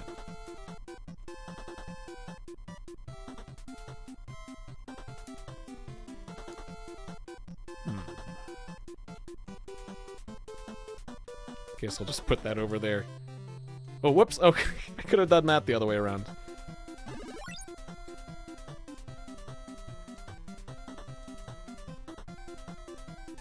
Alright, now I've covered up all the bowler hats. Do I use switcheroo power here? No, I'll hold off. I'll hold off on switcheroo power for a second. We can get through this. If I have to use switcheroo power now, then it's gonna get really bad when I need it later. I'll put a top hat down there.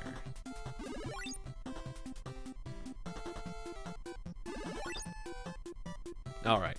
It's a satisfying feeling when you toss away a stack of hats. It's even more satisfying when you manage to get rid of a stack and then you can put the other hat that you have to the side on the...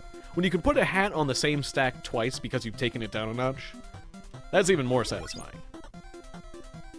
I like it when that happens. That's the kind of satisfying thing you don't get with Tetris. When you get a... Getting a Tetris is something, but getting a Hatris, very... I don't know whose face that is down there, but we got wizard hats now. A Hatris is so much more satisfying than a Tetris. Damn it, I was really hoping I could clear that cowboy hat, but it caught me. The clearance on the cowboy hat is taller than you'd expect. See, things you learn that you wouldn't know if you hadn't played Hatris.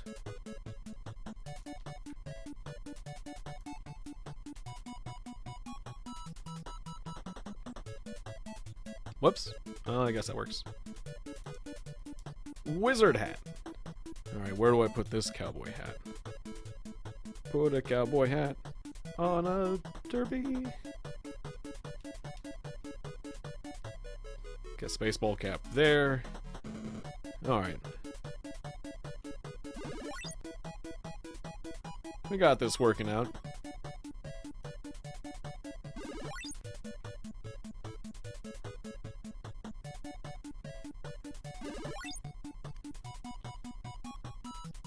See, there's special Hatris terminology.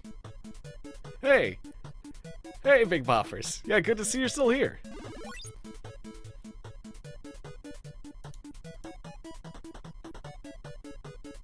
What you up to? Like, last time I saw you were doing, Fortnite. Things going well on that? Or no, where you do a lot of first-person shooters beyond Fortnite, though. Were you doing Fortnite when I last watched? I think so. Well, anyways, I wish you luck in whatever you're doing.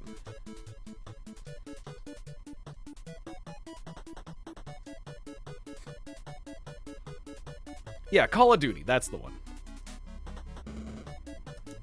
Call of Duty Zombies definitely interested me, because, you know, I'm more of a co-op kind of guy. I mean, I'd probably play a PvP too. But I'm not as excited about Call of Duty PvP.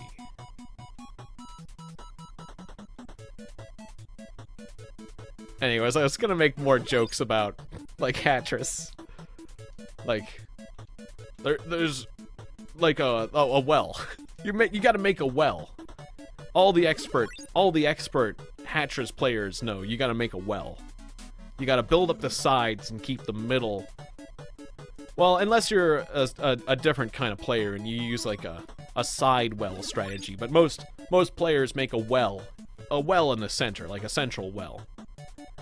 And it's like that applies especially to Hatris. You gotta know your strategy, your Hatris strategy.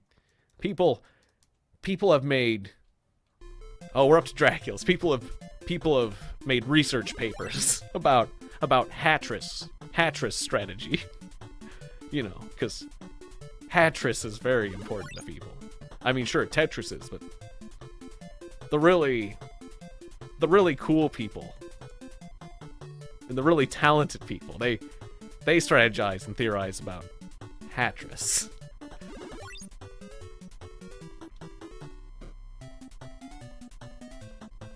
I mean, sure, they have tournaments. They have some pretty wild tournaments for Tetris that you see on the news and on YouTube videos, but the tournaments, the Hatris tournaments, those get nuts.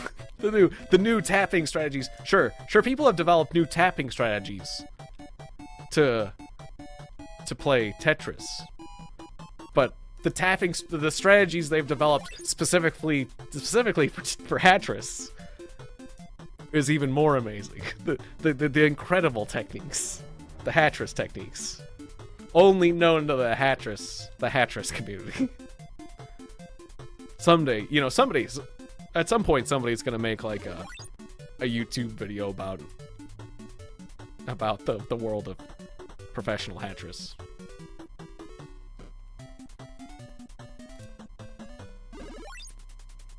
Or I'm sure there's obviously there's tons of videos about that.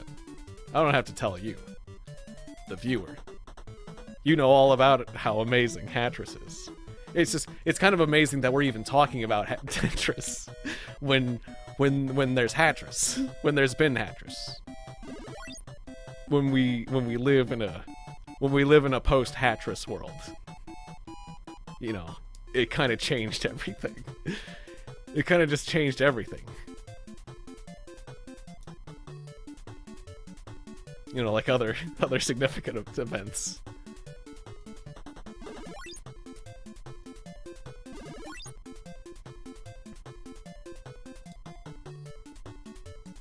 I mean, I remember where I was when Hatris. I remember exactly where I was when I heard the news that Hatris came out. I can remember, you know, being in my room and you know, the news coming on TV. Everyone reacted. No one could stop talking about it, obviously. And our world's never really been the same since. Stop me when I start laying this on too thick.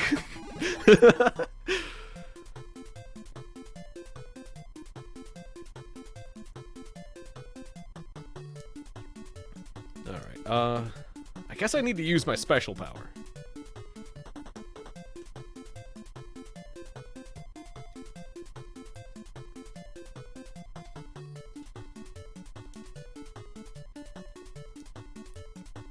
The hats are getting pretty stacked up.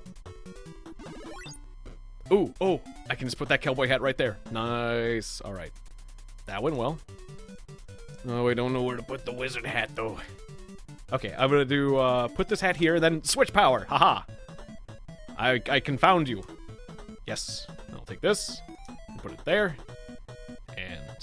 not sure if that was the best use of my switcheroo power, but it worked. Bought me a little time. Okay, then, yes, take that. And a wizard hat. Okay. I've got a full... thick like peanut butter, yes. I got a full list of faces. I got a bunch of faces. And speaking of faces, the face down at the bottom has become, I don't know who that is. Some lady. Supposed to be like Rosie the Riveter or something? No. Or is it supposed to be a dude? I don't know. I don't know who, Oh yeah, we can take the hat off. Who does that look like? Somebody with like rosy mime cheeks. I really don't know who that is. It's somebody. Or is it no one in particular?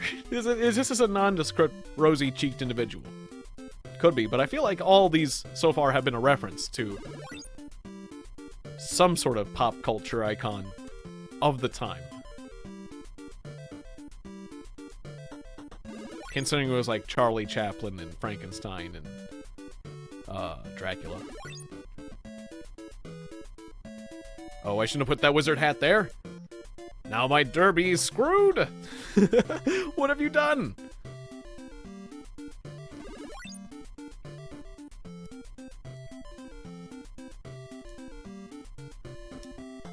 Alright, save me. Oh, we're using this guy now. Alright, so he just gets rid. I don't like this hat. This hat's dumb. This hat's stupid. This hat's dumb. Throw this hat away. Alright, there we go. I like how he just... One person switches the hats around. Seems innocent. The other guy's like, trash, trash, dump it, trash.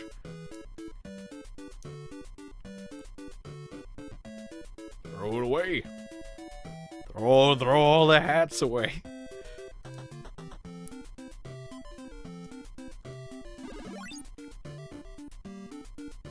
I'm just gonna see how far I can go. I'm not really gonna give this my A game, but I'm gonna give it a game. It's gonna be a game. Switch it over. Oh, I really wanted to switch that over to the other stack. Alright. Cowboy hat. Wizard hat. Ball cap. Top hat. Oh, I guess I'll put the top hat on the wizard cap, although that doesn't feel great.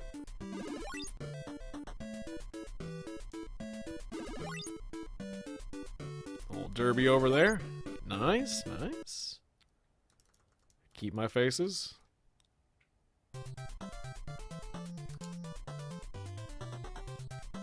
Alright. I have played this game before as a kid. I have never ever gotten to Native American guy. This is absolutely the furthest I've ever gotten in this game.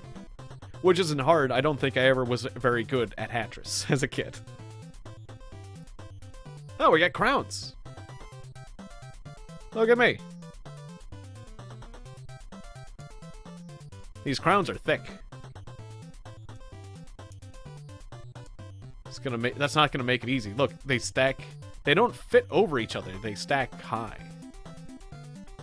I'm not really a fan of the crown. The crown. This is the crown. The crown always coming in and screwing things up. You know how royalty is. Alright, throw this away. Throw this away. It's stupid. That cowboy hat's stupid. Why would a Native American wear a cowboy hat? That's dumb. Take it off. That's the opposite of what he'd ever want to wear. Actually, no, I'm pretty sure Native Americans did wear cowboy hats at many points.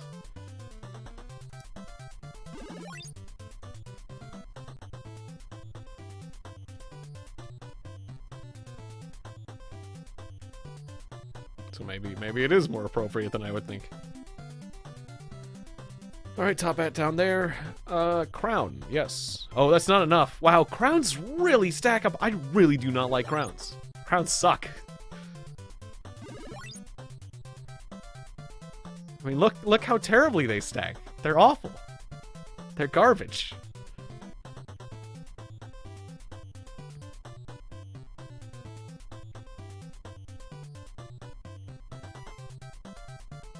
You heard it here. Crowns are garbage. Throw it in the trash. They're garbage. I hate them. Why would you make crowns in a hat factory? It's really gonna mess things up.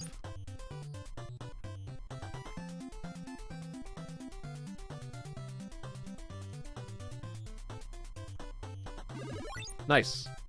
We got rid of a stack of crowns. I hope I got good points for that.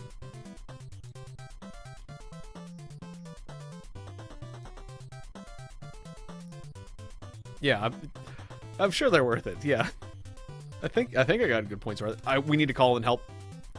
All right, this stack. Oh, you're the throwaway hat guy. Well, I wanted to lower the height of this stack, but I wanted to get the high stack to the side. Is what I really wanted to do. But yeah, let's just lower it a bit. All right, that works. It wasn't plan A, but it worked.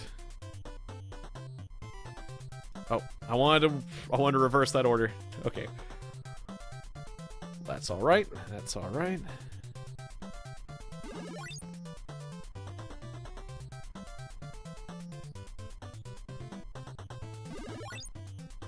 At least the wizard hat thing worked out. Guess I'll just put the wizard's hats back on. Okay. Now we got a baseball cap that I... Alright, calling in help. I have a baseball cap. I can't deal with it. We're gonna move the crowns over to the edge. Yes. There we go. Swapper dude, thank you. Alright. It's a good use of the power. Very good use of the power.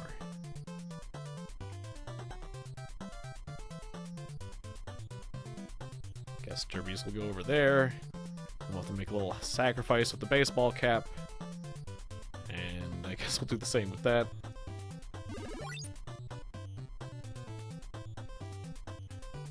Alright, man, I need to get a new crown stack going. Guess we'll just put that there. It's getting a little tricky. Basically just alternating hats on that spot, which is not great. Oh yeah, my crown stack is up on the side. That's why. It's on the left side. Help! Help me! Tallest to the edge, please. Gotta create a well.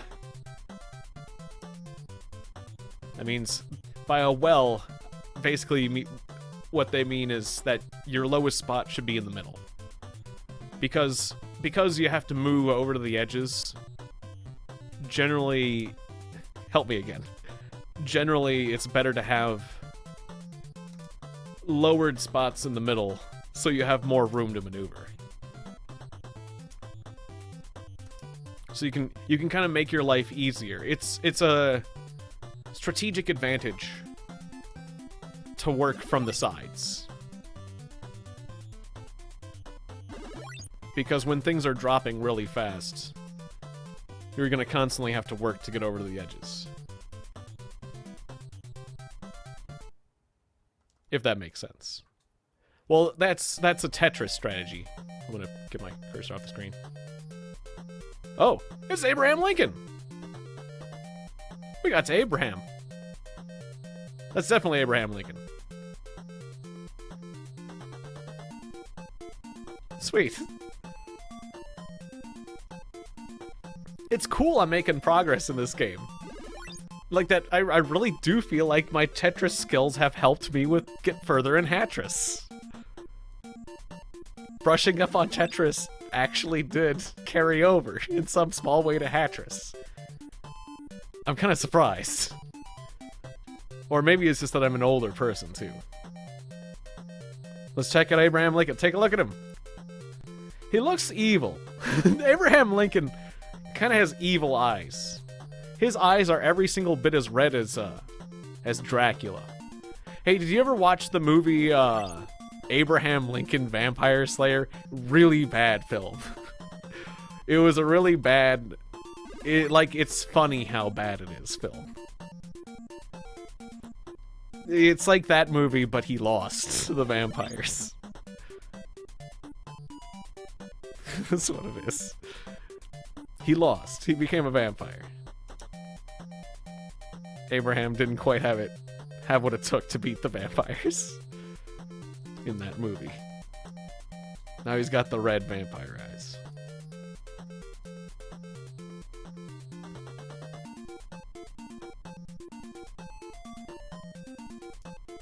Poor Abraham.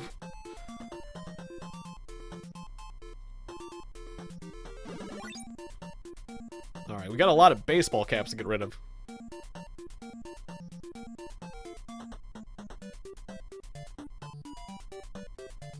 Yeah, exactly. It's because he was a vampire.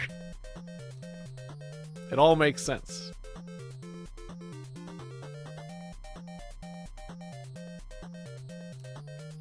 I mean... Okay, so I'm giving pause for a second because I'm gonna joke about history. But I'm gonna be joking about very old history here, so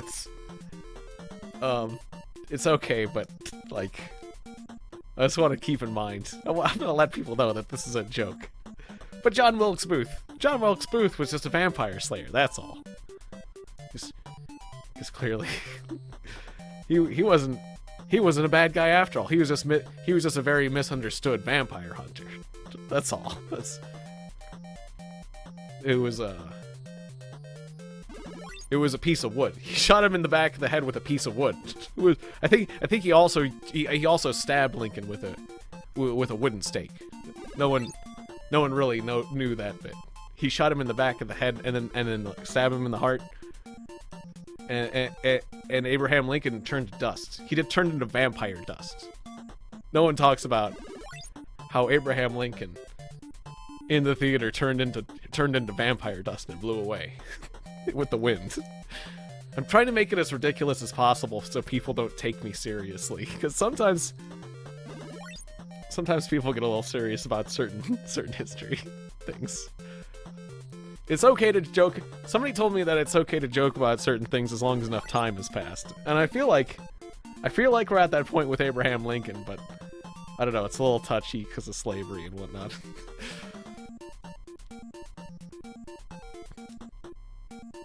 Yeah, they don't. Exactly. They use all their vampire powers to get 100% of the votes. They just mesmerized people and used, How did I... Wait, what just happened? I split those hats in... I guess I just played one. It looks like I split the hats before they went down. I messed up with that cowboy hat. Alright, so, we got a new person. I gotta lift up the hat and see who this is. Who is this? Who are you? Who is that? Who is that? I have no idea who this is.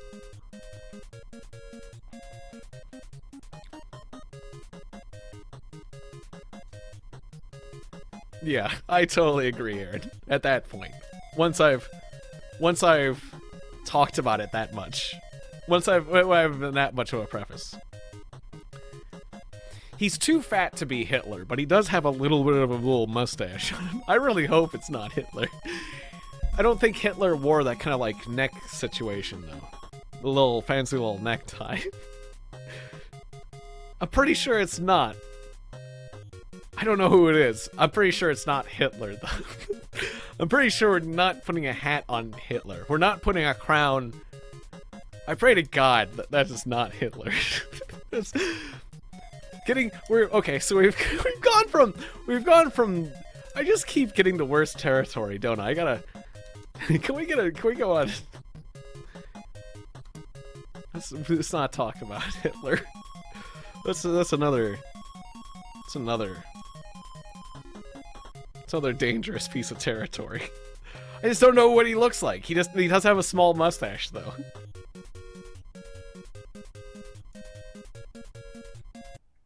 Oh wait, pause just blacks things out. Though there are people who seriously claim the Roman Empire is a Catholic Church ploy on TikTok. So maybe you're right to be careful. Oh, really?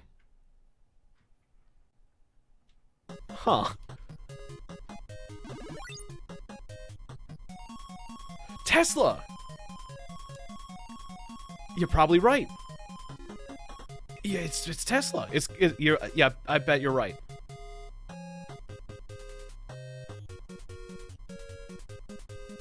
I think it's Tesla. Nice one, Aaron.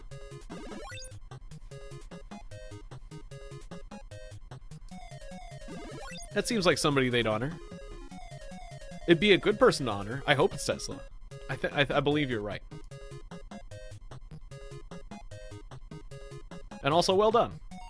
If that's correct, I'm gonna say it's right. So well done, Aaron. You figured it out.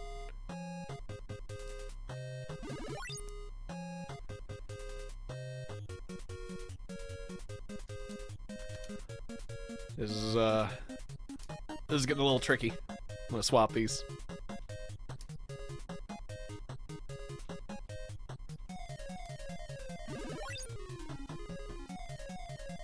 How much further can I stack these hats?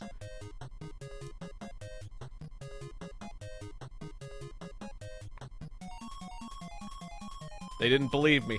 They said I couldn't do it. They said, Tiegon, you can't stack those hats forever. You can't stack those hats for more than 10 minutes.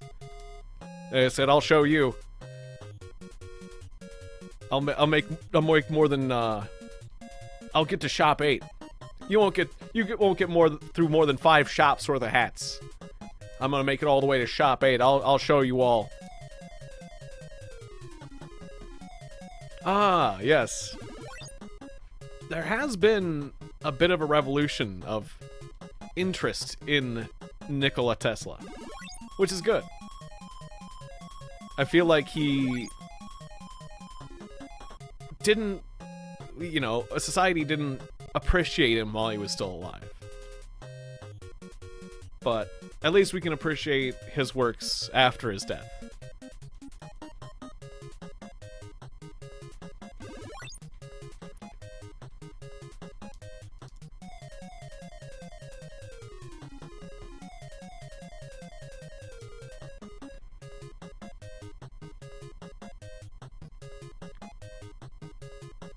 I heard that Tesla had a talent for running simulations in his head, basically. Like that he could accurately figure out what a machine was going to have, or where a machine was going to have wear and tear by thinking about it in his head, where other people would have to build models. And he was very good at figuring out. He had a really good understanding of machines, basically, and simulated things in his head, which was something that is, I mean, it's difficult to do, generally speaking. Like, I mean, yeah, that's why we run simulations. So who is this? It's the other creator of this game, isn't it?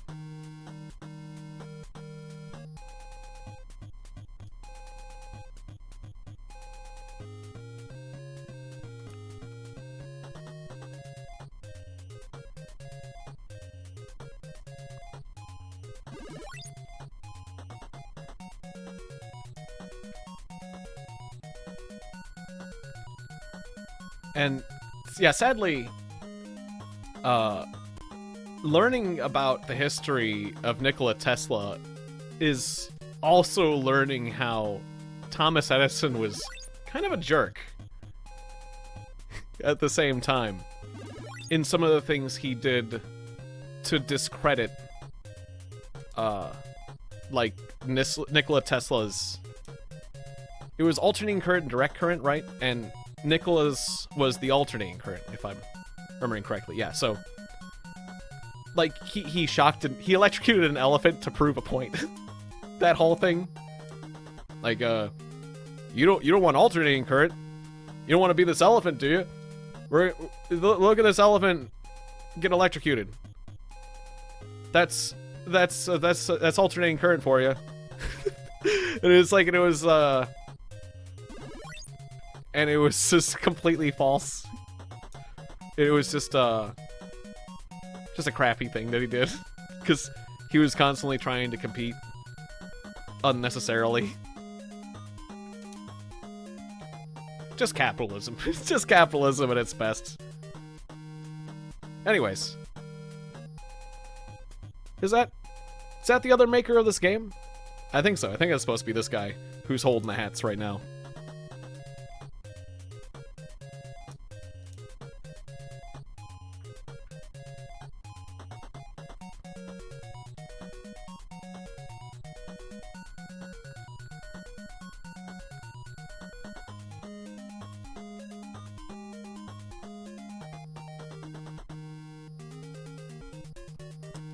I need to move these crowns. I'm using up all my specials here. I'll have to earn them back. This isn't great. Hopefully I can recoup after I spend these. Alright, give me my faces back. I need them. Yeah, a trader versus an inventor.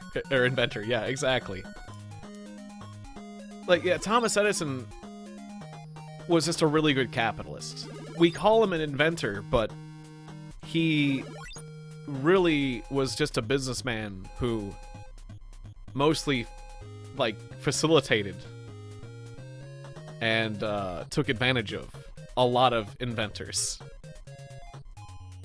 And because we like celebrities and certain people like to take credit, we heaped it all on Thomas Edison, which is a shame.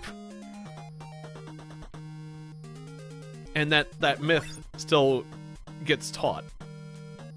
And it's interesting how we're still disassembling myths after all these years.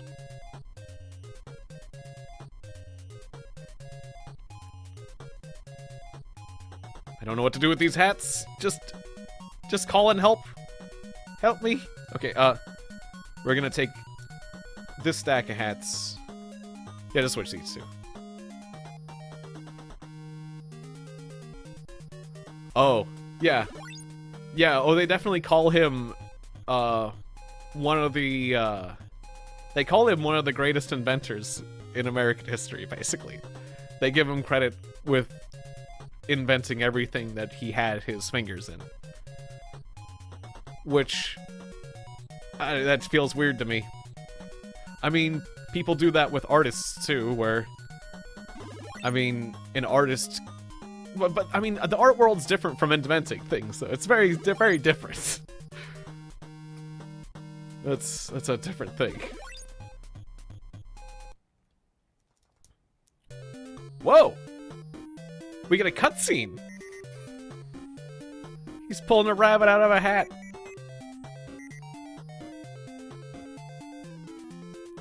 We made it to a cutscene.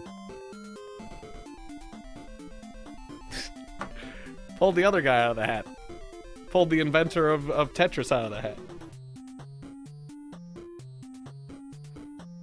That's what these guys did, is they put each other in hats. They attacked each other with hats. They were the smiley face is winking at them. Oh no! Oh no, the smiley face is coming to kill me, like in that game Berserk. Most favorite game of all time. Of all time. I mean, usually I say Metal Gear Solid for PlayStation 1. Just cause it made me laugh a lot. It had a lot of thoughtful stuff. This cutscene's way longer than I expected. This is a long cutscene. I usually say Metal Gear Solid because it's a thoughtful game, and it has a lot of, it has stealth, it has action, it has some interesting RPG qualities, as it were. Well, not RPG qualities, but it has some, like, what would you call it? Like, adventure game qualities where you're earning more stuff as you proceed in the game. Oh, does this just go forever until I hit the button? It was waiting for me to hit the button. Oh. Okay. Wow. I have never made it there. Are they hat murderers? They could be. I don't know. The smiley face is definitely a murderer. I can tell you that for sure. That smiley face is out for blood. Just like the video game Berserk, where Evil Otto. It's Evil Otto's cousin from the game Berserk, where the smiley face will kill you if you take too long. That smiley face is absolutely a murderer. There's no doubt in my mind about that. Okay, I'm not really starting things off very good. I'm gonna put these crowns. Oh no, we're throwing away crowns. Well, that's not what I wanted to do. I throw these away then. Yeah. Ugh. There we go. That's a little better.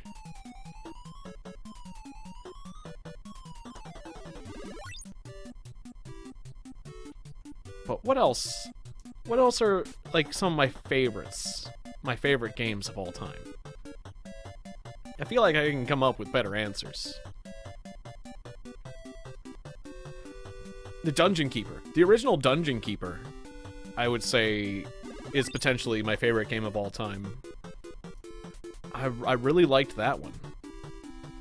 What would be another one that is in the running? I mean,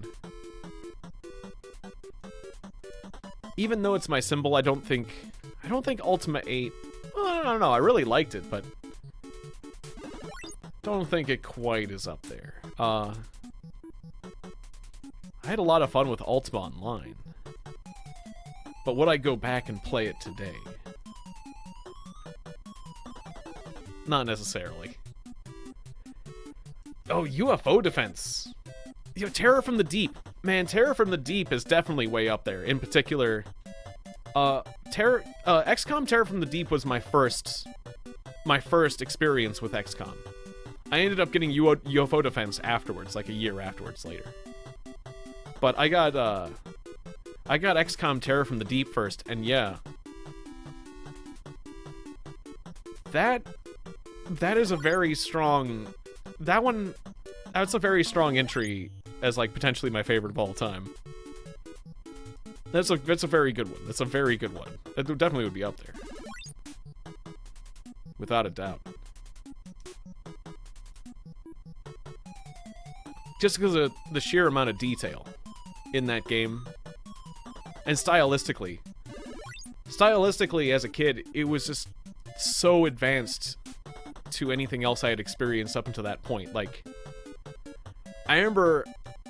I feel like I was just a little bit too young when I was playing, XCOM Terror from the Deep for the first time. Because I remember it did actually scare me a bit as a kid. Terror from the Deep, you know. The fact that, like, the game is... On the hard mode, the game is... Whoops, I didn't mean to throw that hat away. I'm going to throw the other one. But just, you know, the darkness and the aliens shooting you from the darkness and the deep ones and the people getting murdered by aliens. Like, the idea of, like, aggressive, murderous aliens. But, like, that are actually really good at what they do. Like you hear about murderous aliens on TV. But the, I don't know why, but the Terror from the Deep aliens were just way scarier to me as a kid than like the aliens from Aliens or any sort of film. Terror from the Deep scared me as a kid more than any Aliens film. Just because, I don't know, there's a sense of detachment. Like, when you're playing a character in a game, you get kind of more personally invested in them, and when they get shot, it's kind of, like, surprising and stuff. When a bullet or a piece of acid comes at you from the darkness.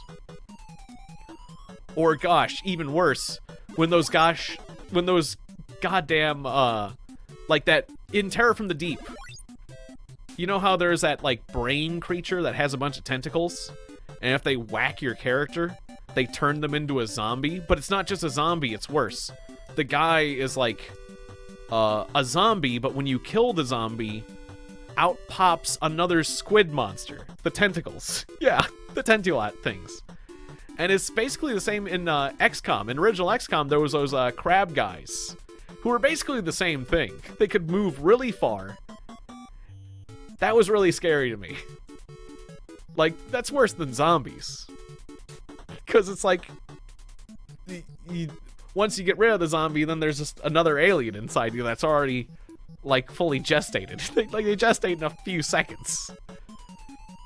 And also in the game, if you're not properly armed, that can lead to a terrible chain reaction. Whoops, I mashed the buttons. I accidentally hit B. Those creatures in XCOM and Terror from the Deep could lead to a horrendous chain of deaths if you're just not properly armed. If you're still using basic human firepower and you run into one of those creatures, good luck, basically. Oh, this is getting very, very tall. Yeah. Nothing like a little panic. And like, this is like, I was playing Terror from the Deep back when I was in, like, I remember first grade. I was not kindergarten, but I was really young. Oh, that's a game over. Aw, but I just, because of that derby. Aw, dang. That's only in 8th place? Damn.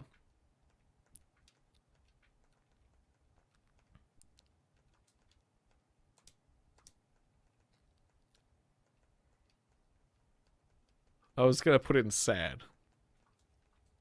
Sad? Maybe sax. Nah, sad. Sad. I'm sad that it's over. I was only on shop and won. Well, yeah, scoreboard on the first try, though. Yeah, this has been a pretty good stream. I think I'm gonna... We've been streaming for 2 hours and 17 minutes. I think I'm gonna wrap things up here, basically. But this was really fun. This is a fun little Tetris / Hatris stream. Did we listen to all the songs? What are the songs? Wait, what's Shop 5 like? Stage. Shop 5, Stage 9. Music. On, off. Oh. Just on. I'm just curious. What's this look like?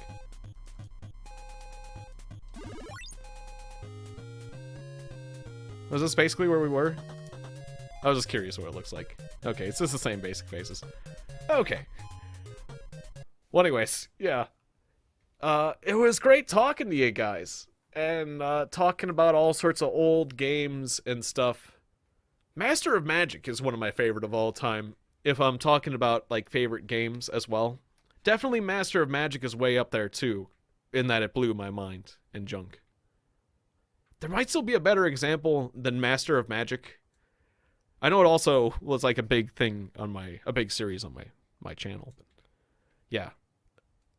I guess that's the last answer on that question. But yeah. It was interesting being a kid in first grade and maybe even kindergarten. I remember when I was in kindergarten trying to talk to other kindergartners about Monty Python's Flying Circus, and no one ever, like, and of course, because, like, no one else's parents would let a kid that young watch that. But so I was, like, trying to talk to kids about that and video games, and I don't know, I think I had Terror from the Deep back then, even, maybe, but I know first grade, like, on the playground, I remember talking to kids about Terror from the Deep, just because, like, it was like stuck in my psyche. But I remember, like, I talked to I remember becoming friends with a kid because of that. I remember becoming friends with a kid who was into Star Wars and just loved Boba Fett like crazy. There was a Boba Fett worshipping kid, and I became friends with him because it's like, yeah, Boba Fett's cool, and this game's pretty cool, and he agreed that Terror from the Deep was cool because of science fiction or whatever. But he was like the only kid in my grade school that I really, when I was that young, that I related to. Anyways, hope that kid's doing okay. Hope you guys all have a wonderful day, and enjoyed the Tetris. I sure did. I'm gonna be doing more chill streams like this in the future. Today is Wednesday. On Thursday, I guess I'll stream my usual Thursday gaming session. So I'll probably stream around it's 5 o'clock, I believe, right? Yeah, 5 o'clock. I'll stream for 2 hours at 5 o'clock tomorrow. That's 5 o'clock Eastern Standard Time. So you can convert that to whatever your time zone is, and I'll make an event on it on Twitch, because I'm getting the hang of Twitch scheduling. So you can see that I have weekend events scheduled. Anyways, thanks again. Thanks for being here, Aaron, Bard Bun, Big Boppers, everyone who is here. Oh, should check my activity. I've been forgetting to check activity as a final thing. Stream Twitch activity feed. All right, yeah, because Jay Kelly followed me a while back. People like that. I appreciate everyone who followed me and whatnot. All that stuff. I need to make pop-ups for that. But yeah, all right. I think I'm all caught up on that. All right, thanks. Thanks again, everyone. And yeah, I'll see you next time. I'll see you tomorrow, or whenever I see you next. Bye-bye. Tetris. Pieces. Hats. Goodbye.